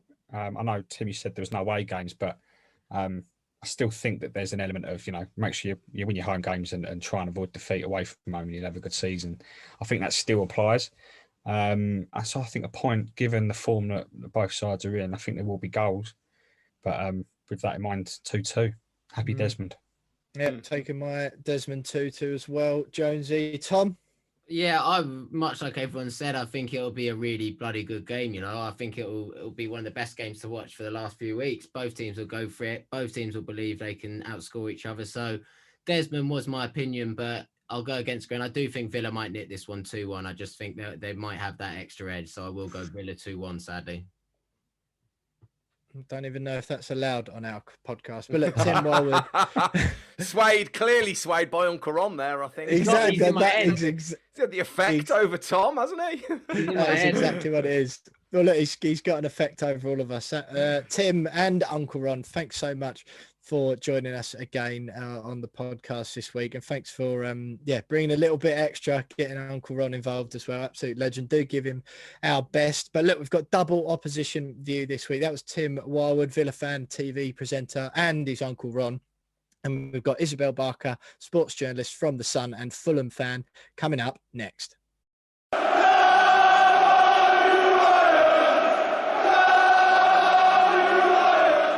So that was Aston Villa fan Tim Yarwood there. As I'm delighted to say that tonight we've got double whammy of our 2 favourite opposition view guests. Tim is absolutely brilliant, and then delighted to hear from Uncle Ron with those outstanding voice notes. And today's podcast might confuse some of you at home because friend of the show, Isabel Barker, is joining us again. She normally comes on and rips apart the WSL West Ham women's team, gives us the lowdown on all things WSL, but of course, as we know, she is a Fulham fan as well. It was one of my favourite We Are West Ham moments of the season when we got her on to talk about Ademola Lookman's penalty attempt against West Ham earlier in the season. She's back again, but those of you watching on YouTube might be a little bit confused because from all three of us chatting to Tim just now, it is now just me talking to Isabel, but work commitments meant we had to get on the Zoom this morning on Tuesday morning rather than Tuesday evening. As soon as I woke up this morning, my phone was absolutely lighting up with text from Isabel. What time are we doing it? Can we start yet? So excited, which is wonderful to see. Isabel, first of all, it's great to see you. And it's a big, big day for the We Are West Ham podcast / YouTube channel today, because my new ring light is making its debut. My sister bought it for me for Christmas, but judging by looking at myself in the camera, it's not doing me any favors at all. I know you. I thought I spotted that as well. You had nice lighting going on. No, you're looking good. Oh, there you go. I thought if anyone's going to give me an honest answer about that, it is Isabel Barker. I always compliment you lot. You do actually, yeah. Well, your mum particularly. I think for anyone listening at home, we sent out some Christmas cards to all of our guests who come on the podcast this or last year in 2020, just to say thanks for all their time, etc. And we had the personalized ones made up with pictures of me, Tom and James on the front. Now I immediately got a text from Isabel saying her mum thinks that we're all handsome, which was great news, and the We Are West Ham chat lit up that night for sure. Nothing from you though, Isabel. I was expecting a little bit more of a cutting response, but I'll take that. The new YouTube ring light, my sister bought it for me for Christmas, gets a big tick, which is great news. Isabel, look, let's talk about football. You are on the podcast twice tonight, which is absolutely brilliant. So we'll have you here for the opposition view. Me and the guys will play Name That Game next, and then you'll be back again to talk about the West Ham women. A little bit of trouble in the WSL, a defeat to Manchester City, and Bristol City finding their feet as well, making the prospect of relegation looking more real as the weeks go by. But first of all, we're here to talk about your beloved Fulham. You talk on the Fulhamish podcast as well, as we know, and you came on earlier in the season. You were distraught about the Ademola Lookman penalty. After West Ham play Villa, it's West Ham versus Fulham Saturday night, 5:30 kickoff at Craven Cottage. Just no clever questions from me this time. How are you feeling about the game, and have you got over the game earlier in the season at London Stadium? No, it's like I've got this horrible like PTSD like rearing its head, like flashbacks to the penalty. But no, I feel like I am in a bit of a miserable state with Fulham at the minute. Like between I think the last time West Ham played Fulham and now, it's kind of felt like we've just gone through this huge transition of like so many changes, so many positives, and now it's like we've come crashing down again. It's been a really barren sort of January for us. We've just had 4 goals, 3 points, and up until just on deadline day, there were no signings. So, you know, it's true that we've kind of turned a bit of a corner defensively, but the goals have definitely dried up, and there's a lot of calls for a second striker to sort of support Alexander Mitrovic, and that has come. We got a signing, Joshua Maja, but you know, the Brentford guy, yeah. Sunderland, yeah. Yeah, I know you said Brentford then. I was like, yeah, what? Sorry. That's red changed and white my whole opinion. Yeah, like I think we were kind of discussing this. There was talk of signing Josh King, which I thought was very like not ambitious. It sounded like a bit of a panic buy, but yeah, I think getting that support striker in is only kind of a good thing. We didn't have the funds to get a big signing like most clubs really, but yeah, he's been pretty successful in League One with Bordeaux, I believe, and then and then at Sunderland as well. And he's also been through our kind of academy ranks. So it'll be interesting to see how he gets on. And I thought it was a bit more of a creative option than just going for someone like Josh King, who seems to rear his head every time it's a transfer window. I'd have snapped your right arm off to get Josh King in at West Ham, Isabel. You'll have, I say, we're doing this in the morning, 10:20. So it's only been about an hour or so since I woke up to the news, which I already knew would happen, that West Ham hadn't signed a striker. At this stage of the podcast, James will have no doubt moaned his head off. As I said, I would let him do earlier in the transfer window. I said, calm down. Boys, look, we sold Sebastian Haller, and James was getting all irate saying, oh, we're not going to sign a striker. I said, calm down, not yet, let's see what happens first. And sure enough, he is right, and I promised him he'd be able to moan on the first podcast of February if we didn't sign anyone, so he'll have already done that for most of the show. How are you feeling for this game? Are you like really confident? considering everything I just said. Ultimately, yeah. I mean, you mentioned it there. Fulham 2-2 against West Brom last time out. That's a game you really needed to win. Obviously, going 1-0 up as well. 0-0 at Brighton the game before. I think you're at that stage of the season, aren't you, where you need points in those games, and ultimately wins. We need yes, wins. exactly. Yeah. Sorry, yeah. And the West Brom game in particular, I mean, that was huge, wasn't it? And to get a 2-2 out of that, I think you'll go into the West Ham game again. I don't know how, or you tell me, how will Parker approach it? Because if from our point of view, if you go out and go all gung-ho for the win, that kind of plays into West Ham's hands a little bit, because we've been good this season at being compact and hitting teams on the counter attack, so to speak, and of course with set pieces and crosses as well. But then on the other hand, if you sit back and play for a point, is that good enough for you at this stage of the season? How's it going to play out from your perspective? Yeah, I think that's a really interesting point. I think fans have started to say, like, we were so kind of happy to get points. You know, we drew with Liverpool. We were so happy. And now that's kind of still been having the lasting effects on us. We're still like, oh, yeah, we're happy to get a point. But no, we're not anymore. And fans are saying maybe we do. Scott needs to kind of like inject a bit of, yeah, we need to actually go and win these games. But from what you were just saying then, I do feel like Fulham have become quite a creative, dynamic team, even more so since we last played you. So I think what going forward. Yeah, well, we've molded. Obviously, we had Mitrovic playing against you guys last time. Since then, we didn't have him playing. We've had Cavallero playing as our striker, and he's not a striker.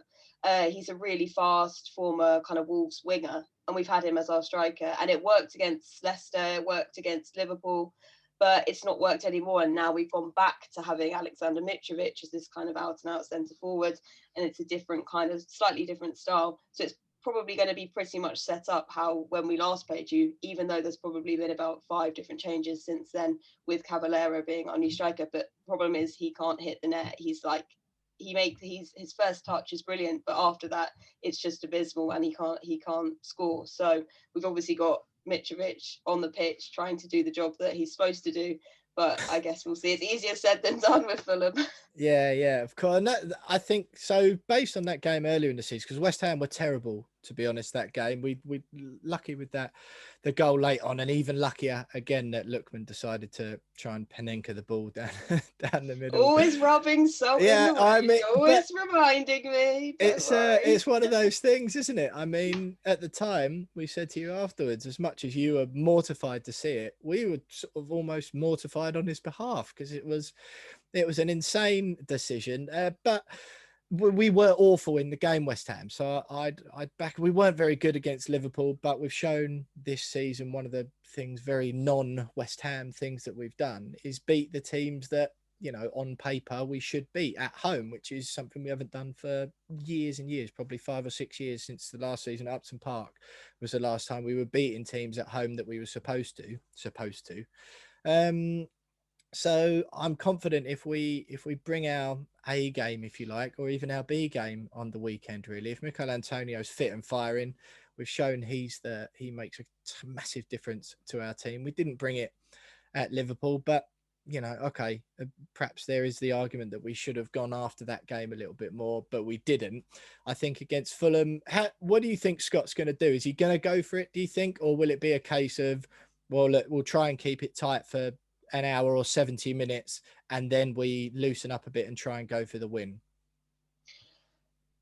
It's a really difficult one, because I'm just looking at how we set up last time. Yeah, we didn't have Cavallero on, and I don't think we'll start with Cavallero. So that would mean that we'd be more doing Scott Parker's pretty passing to death style, which just stresses me out, probably against a team like West Ham. Sometimes our play just screams who fit, like in the most basic terms, it's like this pretty passing to death football, which I think is what's going to happen against West Ham, instead of what we did against Leicester, which is literally longer balls and, you know, our right wing back Bobby De Cordova-Reid getting forward. But yeah, I think against West Ham it's going to be just screaming like who fit out, because it'll be pretty passing to death, and that's what we did against West Ham. So many passes and never any end product, trying to be like Barcelona, but all hell just seems to break loose when we do that. Yeah, exactly. I mean, Well, I think from our point of view, if West Ham bring our A game and play like we know we can, and like we didn't play against you earlier in the season, and we escaped with a win, then if we bring our A game, then we should be beating Fulham for sure. But you've got Leicester, just like we've got Aston Villa before the game takes place. Are you confident about Leicester at home? They're in a bit of a strange rut at the moment. Jamie Vardy not playing. He's still out injured. It's as good a time as any. They had a surprise defeat, didn't they, at the weekend? Are Yeah. you sort of confident or? Well, we played brilliantly against Leicester. Like, that was my highlight of the season. That was one of our, I think, we only won 2 games. Yeah, that was one of the 2 that we've won when we went to them. Vardy was playing then, and we just got it spot on. Scott Parker got it spot on with Caballero, and that's why we were always like, we're kind of like, yeah, he gets it so right, and now it's kind of not going right. We're like, you need to stop being so stubborn with your kind of choices, Scott, because he's kind of making substitutions late. He wasn't starting Mitrovic, and so hopefully we'll kind of see him being a bit less stubborn with his starting lineup against Leicester and then against West Ham, because it's just kind of the momentum hasn't carried on since the first time we played Leicester. But he seems to kind of respond to what the fans are saying. So yeah, hopefully I feel kind of confident that we will at least do everything that I want him to do. Yeah, whether or not that means a win is a different question by the sounds of it. Well, look, Fulham are 18th at the moment, 7 points behind Brighton, although you have got a game in hand over them. Brighton with that sort of out of nowhere victory at home to Tottenham. I think they're so good. Who? What did you think when Brighton, like, they've been our hardest team to play against, 100%. We've not scored against them ever. No, West Ham are yet to beat Brighton in the Premier League, so they're still a major bogey team for us. Hard, yeah. But even so, you know, they've got 21 points. You've played 20, 14 points. No one really saw that win coming for them against Tottenham, I don't think. And obviously no Harry Kane. Trust Spurs to not be able to beat Brighton. Brighton have only won at home once this year, once in 2020, once in 2019. So that's 3 home wins in the space of 3 years. Trust Spurs to let us down and to lose against them and to put us even more in a relegation fight, eh? That is some sort of an atrocious record. It did us a favour, of course, sitting in 5th, because it meant Tottenham stayed 2 points behind us, albeit they've got a game in hand. Isabel, look, what's the score going to be on Saturday? My Fulham heart says 2-1 Fulham. My level thinking head thinks that West Ham will win 2-1. Excellent. Well, as a paid professional, what do you think? I think, I don't know, if we've got Antonio, there's no reason we can't score easily. Do you play 2 or 3. Ben Rama much? No. Yeah, Ben Rama's been playing. I hate him. That's like even more of an incentive to why I don't like you guys, because you have Ben Rama. The Fulham Brentford rivalry coming out there, is it? Yeah. No, I think I fancy we can easily put 2 or 3 in. I would be worried that we can concede. We could, if it was 3-0, I wouldn't be surprised.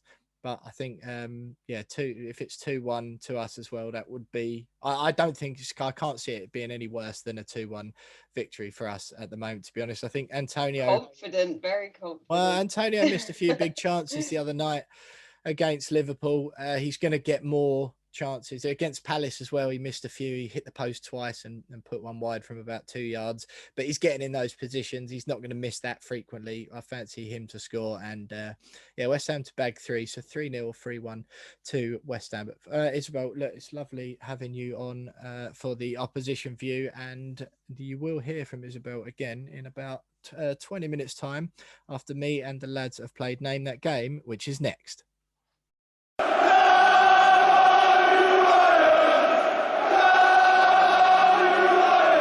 So what an opposition view segment that was there. Tim Warwood and Uncle Ron and Isabel Barker from The Sun talking Aston Villa against West Ham at Villa Park Wednesday night, 8:15, and Fulham West Ham, Craven Cottage, Saturday, February the 6th, 5:30 p.m. kickoff. But James, we've talked about West Ham.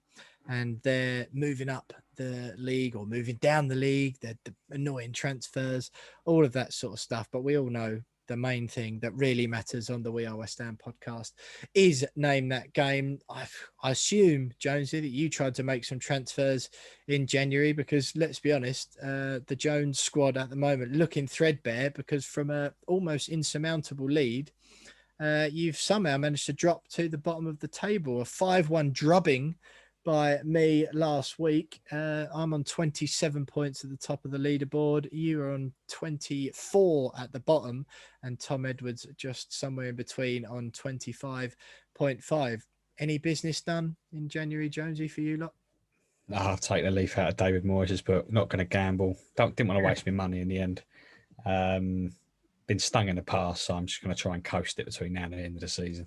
Didn't want to sign yourself a Hugh Gill at Name That Game. Well, look, Tom, you had an absolute blinder of a game that you picked last week. Very much enjoyed that, and I hope that my one this week can live up to following your impressive footsteps from last week, Tom. So, lads, are you both ready? Yep. All right, let's have it. The obscure fact about this game is that West Ham conceded a goal to a player who was playing his penultimate game for that club before signing for West Ham. Ooh, that's a beauty of a thing. I'm going to read it out again because that was a bit long-winded. So West Ham conceded a goal to a player who was playing his penultimate game for the opposition club before he signed for West Ham. So I need the score line for one of you if either of you want to take a guess. I think I know 3-1. Tom Edwards, 3-1 is incorrect. So James Jones, it throws to you. Deep in thought, Jonesy. Is it 2-1? 2-1 is also incorrect. So no points for either of you on that one. The correct scoreline was actually 4-1. Oh, fuck.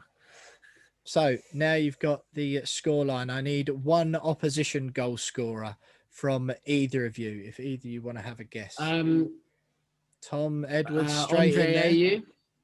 Tom Edwards. Andre Ayew is correct. 1 point for Tom Edwards. I didn't think either of you had a clue what was going on. James Jones does not look happy. But, Jonesy, it throws to you for the West Ham United goal scorer as Tom Edwards is 1-0 up. I can't remember who scored that day. I thought I was thinking Bobby Zamora. So I was way off. I can't. Genuinely cannot remember who scored that day. I'm going to say Sacco. Diafra Sacco. Diafra Sacco is incorrect. So, Tom, it throws to you. I don't know who scored the own goal, but it was an own goal. Or Tompkins. Well, which are you going for? Own goal is what I'm going for. It was an own goal, Tom, but I can only give you the full point if you give me the name. So at the moment, you can have a half. Oh, no. know Ashley it. Williams. Say that again. Ashley Williams. Ashley Williams is incorrect. Jonesy, you reckon you know it? Have you got it? Is it Carl Norton? It is not Carl Norton. That's not a bad guess, though, mate. To be honest, I'll give you. Well, I won't give you anything for it at all. That's a pretty good guess. I'm just trying to find the bloke's first name as we speak. It was an own goal by someone called. It's the fullback. The guy's name was called Kingsley. I wrote down only his surname earlier on when I was doing the quiz. But look, Tom, you get half a point for that. Stephen Kingsley, of course, as if neither of you knew that. God's sake. Stephen Kingsley scored the own goal for Swansea. That's ace. Tom, excellent memory. James, you've said Sacco, and in the BBC report, it actually did describe it as Sacco. It must have hit him and come off someone else. Or come off Kingsley and then got in, but it was actually officially credited as a Kingsley own goal. So Tom, half a point for you there. Fair play for remembering that one. Now, who guessed? Tom guessed first. So it's back to you, Jonesy, and it's the stadium, please. Upton Park. Upton Park is correct. Tom, the opponent. Swansea. Swansea is correct. Well played. Tom. Jonesy, you can't actually win. Tom's beaten you. He's got 2.5 points. You can only get 2-2 here. But to not disgrace yourself and to get a couple of much needed points on the board, to only lose by half, if you can give me the season. 15-16. 15-16 is correct. Well played, James Jones. I must admit, lads, you caught on to that sooner than I thought. Tom, with Andre Ayew there. Yeah, Andre Ayew was that player who scored and played just one more game for Swansea before joining West Ham in that season. I tell you what, that was a disappointing game, that wasn't it, at home after all the... that's what I thought. I was feeling a bit bummed out after the transfer window earlier, and I was thinking, what is one of those games where I just thought, what is the point of supporting West Ham anymore? That was it. After such a good season, it really looked like we could do something. And of all the games, especially with United still coming up, with all the games to lose, and we go and lose to Swansea and Stoke, either side of a win over Man United. If you'd swapped it round and beaten Swansea and Stoke and lost to United, probably would have got European football or Champions League. We would have finished in the top 4 if we'd have won those 2 games, regardless of whether we beat Man United. Absolutely. What a bummer that game was. Were you there, James? Both of you? Yeah, I was there. I briefly remember it. I do recall I was quite drunk that day, I think. So because we knew that it was coming up to, it was what the penultimate game at Upton Park, wasn't it? So we were trying to make the most of that match day experience. So I remember drinking quite a lot that day, but I briefly remember the disappointment of just going, what on earth is happening? We weren't expecting this. That was not good stuff. Well, look, quick update on the scores, lads. Tom Edwards there he's regained the lead, actually. Tom, it goes up to 28 points. Jonesy on 26. You're actually still bottom, and I'm in there wedged in at second, just 1 point behind Tom on 27. James Jones, you are the quiz master next week, so that is very, very close. 28, 27, 26 at the top of the We Are West Ham leaderboard. But that's enough of that for one more week. We're nearly done, actually. What a long and action-packed, content-filled show it's been tonight on this Tuesday evening. And we're basically wrapping up the show next, because we've got the West Ham women with sports journalist, WSL expert from the Sun newspaper, Isabel Barker, next.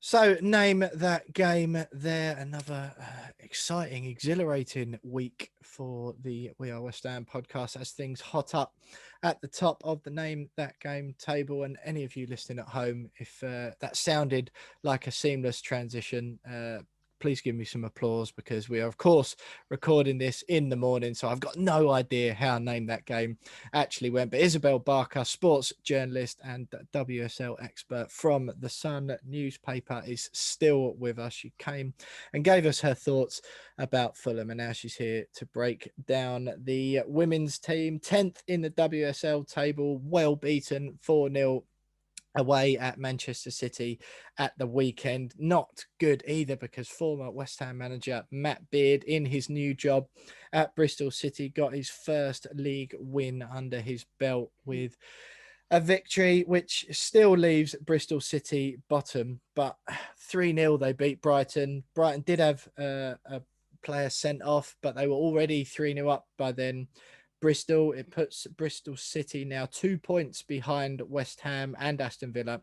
West Ham and Villa in 10th and 11th on 7 points, just the one team that goes down from the WSL. Bristol have played 12 to West Ham and Villa's 11, so the girls have got a chance to widen that gap again when they play, but not good stuff as far as the weekend goes and relegation goes for West Ham. Isabel, earlier or most of this season, we've kind of been saying, not to worry about the relegation so much. We can still be looking up the table with those teams, Brighton and Birmingham, all within sort of touching distance for the girls. Change of manager, which I think the feeling on the podcast was that was due. That was a good decision to make. Ollie Harder doing okay so far, getting his first win in the cup as well. But were us dismissing the chances of relegation? Were they premature, do you think, when with Bristol City getting that first win under Matt Beard? That's going to give him a huge boost of confidence. They seemed a bit like, to use a men's analogy, Derby County, the famous Derby County team in the Premier League. They were cannon fodder. They didn't have to worry about relegation. But was that premature, do you think?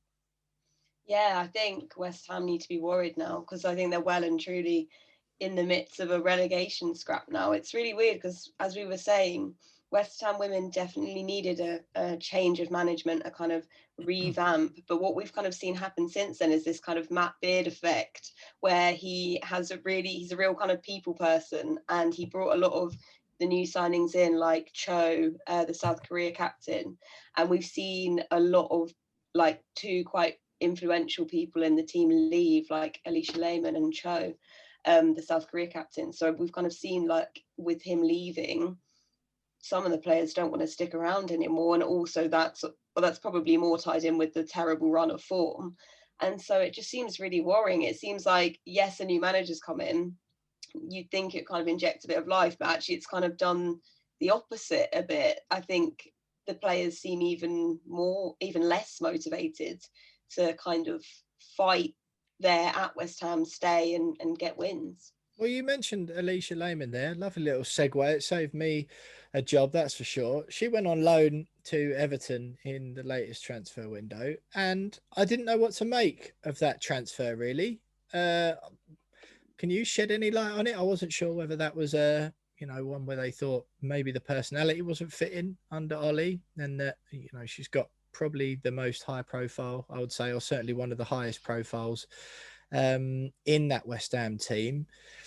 I don't know. I wasn't sure what to make of it, really. She hasn't been outstanding this season on the pitch either.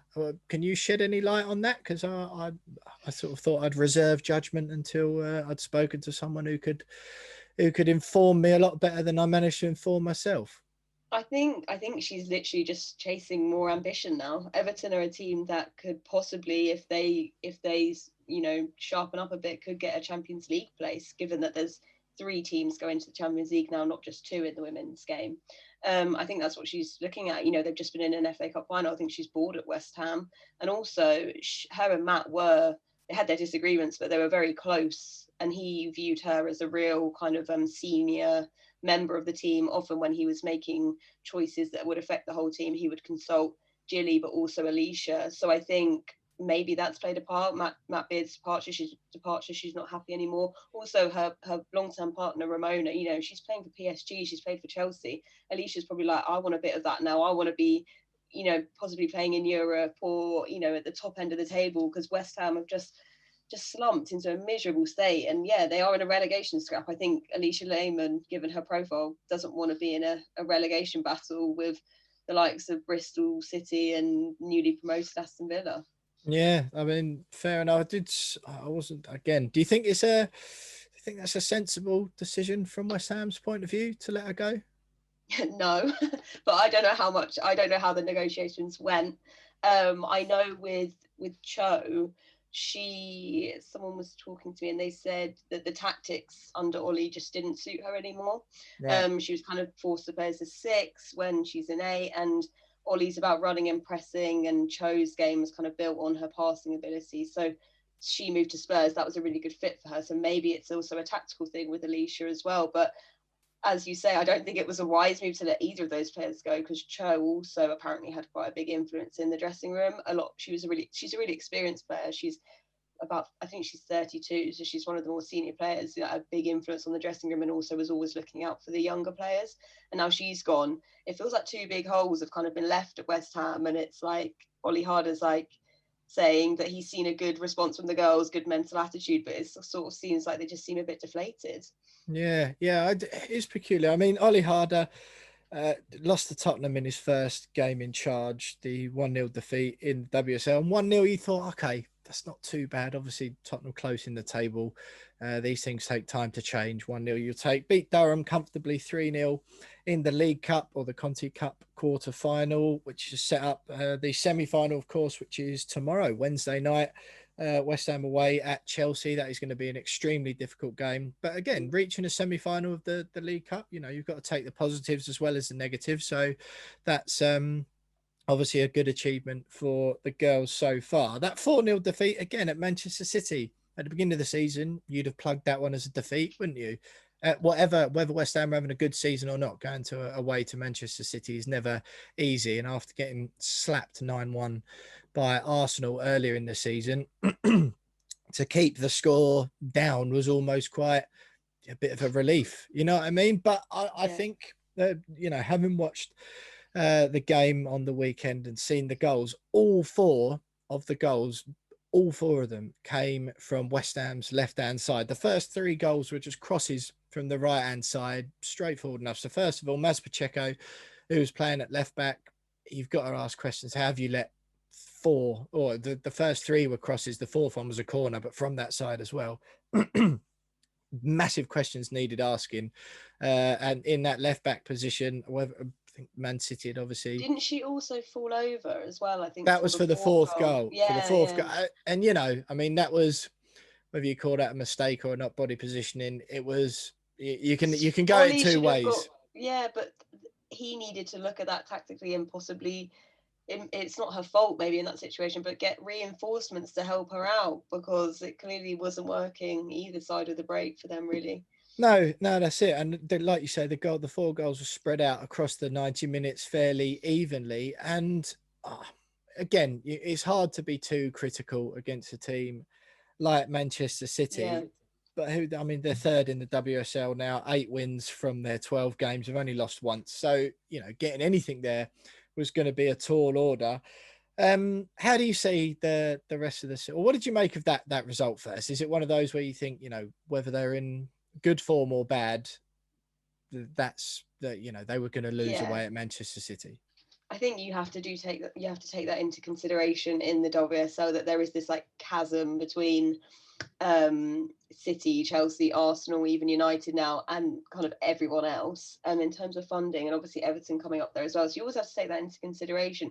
For me, it was just like the same problems rearing their ugly head again. It was like defensively just shirking their defensive duties every time, and set pieces, crosses, as you say, like not dealing with them. So it was disappointing to see that West Ham again shipping so many goals, when that has seemed to be kind of the reoccurring problem in every game, bar the Spurs one. That was a kind of positive turning point of it, even though it was just 1-0. But so it's like the same problems, which is the frustrating thing. You would have thought that they would have tried to kind of tackle them a bit, but it kind of just seems to have stayed the same, despite changing your manager and changing Matt Beard, who's been there for so long and had such a kind of big impact, that you would have thought they just look different at least, but it just seemed like the same old West Ham side. But then again, you do have to take into consideration the thousands of pounds difference between that is injected into both sides. No, that is true. And, you know, we've mentioned it several times on this podcast, how the women's game is starting to reflect the men's, isn't it? And it's where there's a fairly simple correlation between how much money is poured into a women's side and how much money is poured into the men's side, correlates with, on the whole, where those teams end up in the table. Very similar things happening in the women's game. Of course, Manchester City, very big spenders on their women's side as well as their men's. There's no, you know, it's no fluke that both of those teams are doing well in their respective tables. Isabel, let's look forward now, and two massive games really for completely different reasons before next week's podcast. So we've got Chelsea away in the semi-final of the League Cup, Wednesday night, 5 o'clock kickoff. Chelsea again, high flying at the moment in the league, already beat West Ham. They're top of the WSL. Chelsea unbeaten for the entire season. Emma Hayes on a staggering 33-game unbeaten run. We'll move on to Emma Hayes in a minute, being linked with the AFC Wimbledon men's team job at the moment, would become the first female in history to take charge of a senior men's football league side. So I'll ask you for your thoughts on that. But this game, Isabel, they haven't lost in the league for 33 games, Chelsea. Is there any way West Ham are getting through to the League Cup final? Well, yeah, and those 33 games is over the stretch of, I think, 2 years, which is just crazy when you look Phenomenal, at it like that. isn't it? Yeah, but problem with a team like Chelsea is Emma Hayes has so much depth in her squad. She's got about, I think, at least 4 brilliant strikers in Pernille Harder, Sam Kerr, Fran Kirby, Beth England. So with that depth, it's like teams can resist and like hold back for so long. But then Chelsea just eventually break them down because they've just got so much kind of horsepower behind them. It's a brilliant achievement to make it into the semi-finals anyway, though, for West Ham. And if they can hold on, and kind of the excitement of, I guess, being a League Cup semi-final, maybe will kind of give them a bit of momentum to kind of hold out till the end. But I just don't see it going any other way than Chelsea winning, just given how much strength they've got in their squad and the players that they can bring on and rest, etc. And to be honest, you'd expect them to win the whole thing, wouldn't you? The other semi-final, West Ham were a bit unfortunate with the draw. The other semi-final is Championship Leicester against WSL strugglers Bristol City, or former strugglers. They're in the hottest form they've been in for a while, even though it is only one win. But yeah, Bristol and Leicester face off in the other semi-final tomorrow. So the winner of that game awaits in the final, which I think is being played at Watford Stadium, if I'm not wrong, Vicarage Road. Yeah. But I mean, look, yeah, it is an achievement to get to the semi-final of that competition, and one can only hope that West Ham and Ollie Harder managed to pull a result out of, well, thin air, to be quite honest. But look, the other huge game, which is, to be honest, is far bigger and far more important from the club's perspective. It would be lovely to get to that final, of course, but West Ham at home to Bristol City on Sunday, 3:00 kickoff in Dagenham. What a game that is, and such a different complexion to it. The added subplot, of course, Matt Beard returning to his old team, and he's found his first win with Bristol City. West Ham having a little bit of a wobble. I mean, it's set up to be I sound like I'm on Sky Sports trying to big up a game between Chelsea and Man United that's inevitably going to end 0-0. But this is, as far as the bottom of the WSL table goes, it doesn't get any bigger, does it? No, yeah. The result, Bristol's result against Brighton, literally threw the kind of relegation battle wide open, I guess, and considering West Ham's form as well. And as I was talking about that sort of Matt Beard effect, he is the type of manager that can kind of go into a team, and he is the manager that will make a difference, even though it might not be sustainable. It seems like Matt Beard is the type of manager that will get results quickly. Whether that will carry on throughout the season, I'm not sure. So I do think he's really kind of ignited a bit of fire into their bellies. And he's exactly what they needed. You know, he's direct. He's probably kind of shaken a bit of, I don't know, ruthlessness into them. So it'll be a really good game, actually. I'm really looking forward to it. And I think Ollie Harder I feel like he'll feel the pressure a bit because it's going up against Matt Beard and the legacy he kind of left at West Ham Women. And like, it's not really worked out for Ollie yet. So I think he'll be feeling the pressure on his shoulders, and it'll be a really interesting game to see. Yeah, absolutely. A huge game for West Ham. A season definer. I don't want to be too tabloid in my declarations here, but I do. You can't be, if this game isn't going to be, you know, one that could define a season. I think West Ham either move away from that and leave the relegation battle to Villa and Bristol City, or they're plunged right into the middle of it. Villa, who are level on points with West Ham, have got 2 winnable games as well, at home to Tottenham and away to Birmingham are their next 2, and then they've got Man United and Brighton, so they've got 3 winnable fixtures out of their next 4. They've just got a new sort of manager, a weird situation going on there, but they've got a new manager come in who seems quite ruthless, so that might get some good results out of them. I don't know. You never know. And look, Isabel, just quickly then, we'll ask you about the Emma Hayes thing before we let you go. But what's the score predictions from you? First of all, for Chelsea in the League Cup? I think West Ham will be able to hold out, and then as soon as Chelsea get 1, I think they'll score about 4. So I think it'll be 4-1 Chelsea. 4-1 Chelsea. It seems to happen. That's what Chelsea do. They kind of get held off until the end, and then once they get one, they score them in about 30 seconds. That is very true. So 4-1 to Chelsea in the League Cup final, and the big one home to Bristol City on Sunday afternoon. 3-2 to West Ham. I think 3-2 to West Ham. Excellent. Well, that sounds like a exhilarating game to watch, and the result that West Ham fans will be after. Look, before we let you go, Isabel, it's been great to have you on for 2 sections on the We Are West Ham podcast this week. I can see now why you were texting me so relentlessly this morning asking to start, because you were clearly so excited to come back on the show. But the news that broke yesterday, Emma Hayes, the current Chelsea women's manager, is reportedly on the short list at the AFC Wimbledon men's team, alongside some other names like Ian Holloway, Joey Barton, Cardiff's Neil Harris was even mentioned, I think, which seemed a bizarre one to me. Morecambe's manager. There's a few sort of big, more Sol Campbell's on that list as well. There's a few big, well-known names in there, but you know, Emma only on the short list according to the reports that came out yesterday. Emma hasn't been contacted about the job yet. But it would be historic if she was to be appointed. There hasn't been a woman take charge of a senior football league men's team in history. Emma spoke in 2019 saying that she is confident it will happen one day. She's not sure when, and she thinks it would be a lower league side. If it's going to be anyone, we've mentioned it already, 33 games unbeaten at WSL level. If it's going to be anyone, surely it's going to be her. Oh God, yeah. Like if anyone could do it, it would be Emma Hayes. Like not only has she done remarkable things with Chelsea women, but she's also managed to gain the trust of Roman Abramovich for 9 years. In that space of time, I think there's been about 8 Chelsea men's managers. She also, I think, didn't win a game during her first full season.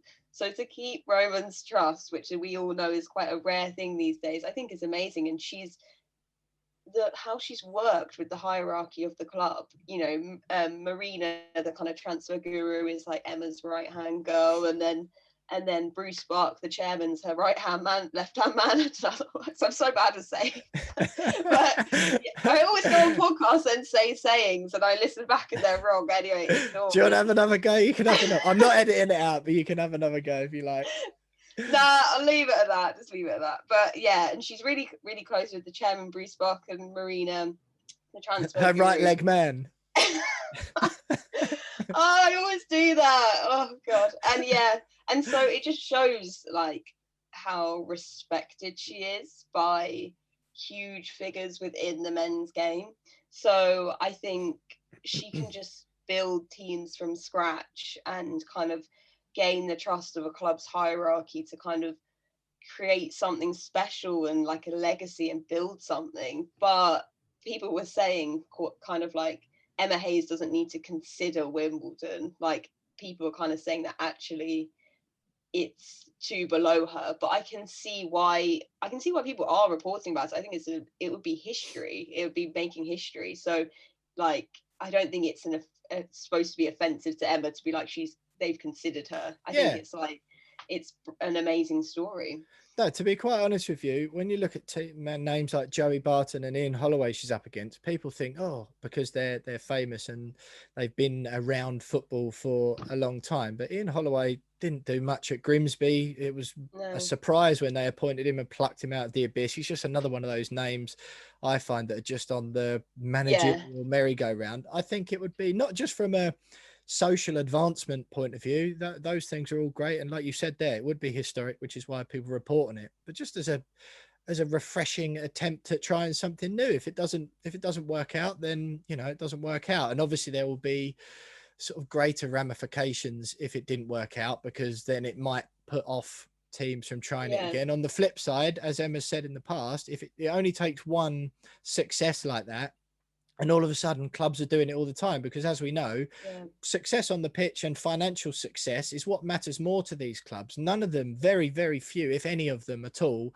would be bothered about it being a woman in charge, would they? If Emma came in and done better and started winning games to 21st in League One at the moment, Wimbledon, If Emma comes in, keeps them up this season, and then, you know, pushes on towards mid-table or the playoffs next year, excuse me, all of a sudden, everyone's thinking, blimey, that's worked really well. I'll have some of that. Next season's League One strugglers or League Two strugglers, they want to do the same. And then, like you say, the championship, I think it's historic for the reasons you've mentioned, but football clubs don't care about that stuff, do they? You've seen at Chelsea, they don't care about sacking a club legend. Just like the same thing would work, I believe, if it guaranteed success on the pitch. It's just being the first one to risk it, isn't it? But in my opinion, it's no bigger risk than taking on an Ian Holloway or a Joey Barton, who haven't really done much for a long time, or haven't really been relevant anyway. Yeah, I think she's a more like important person, an important figure, and better manager in the world of football. And she's also said, I don't know how recently this interview was, but she was kind of saying like she feels like it's her sort of duty to eventually maybe take up a managerial role in the men's game, for the reasons you said, to kind of like create a wave of other women doing it, or other clubs wanting to hire women.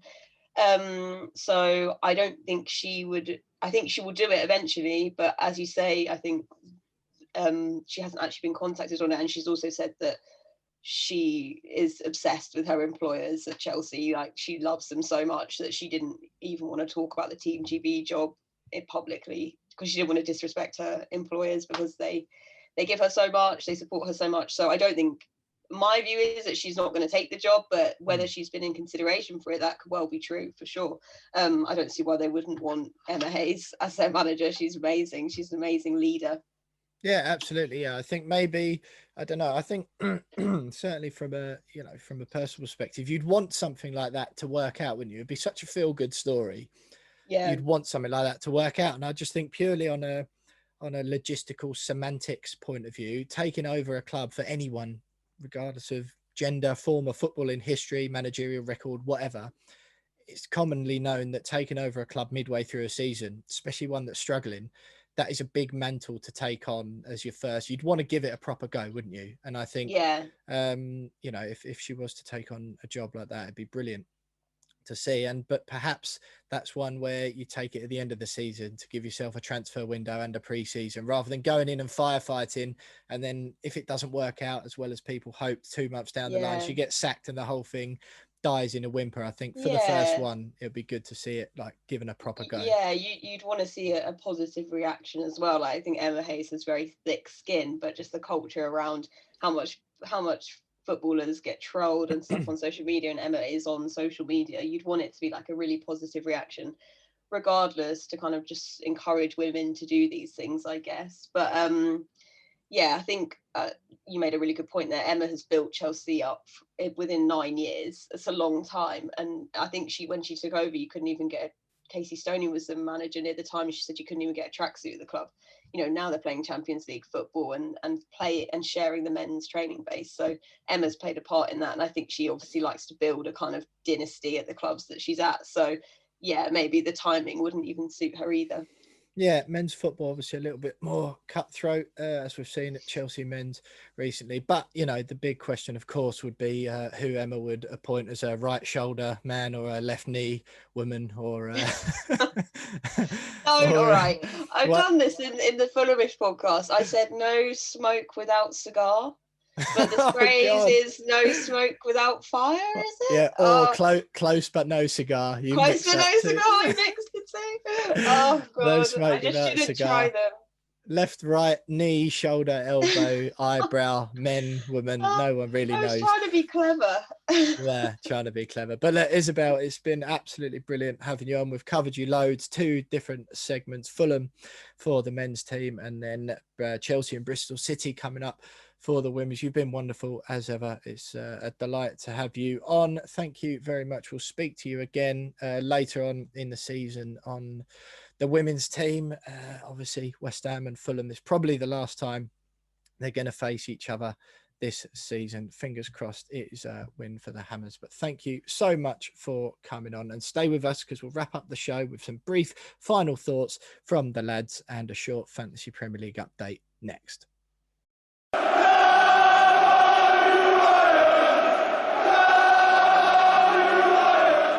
So Isabel Barker there, shining a little bit of a light, not being able to get her words out and comparing Emma Hayes to, I don't know what she was saying, left-hand man, right-hand man, right knee, right shoulder, whatever it was she was talking about at the end. There was a lot of sense that came out of Isabel's mouth.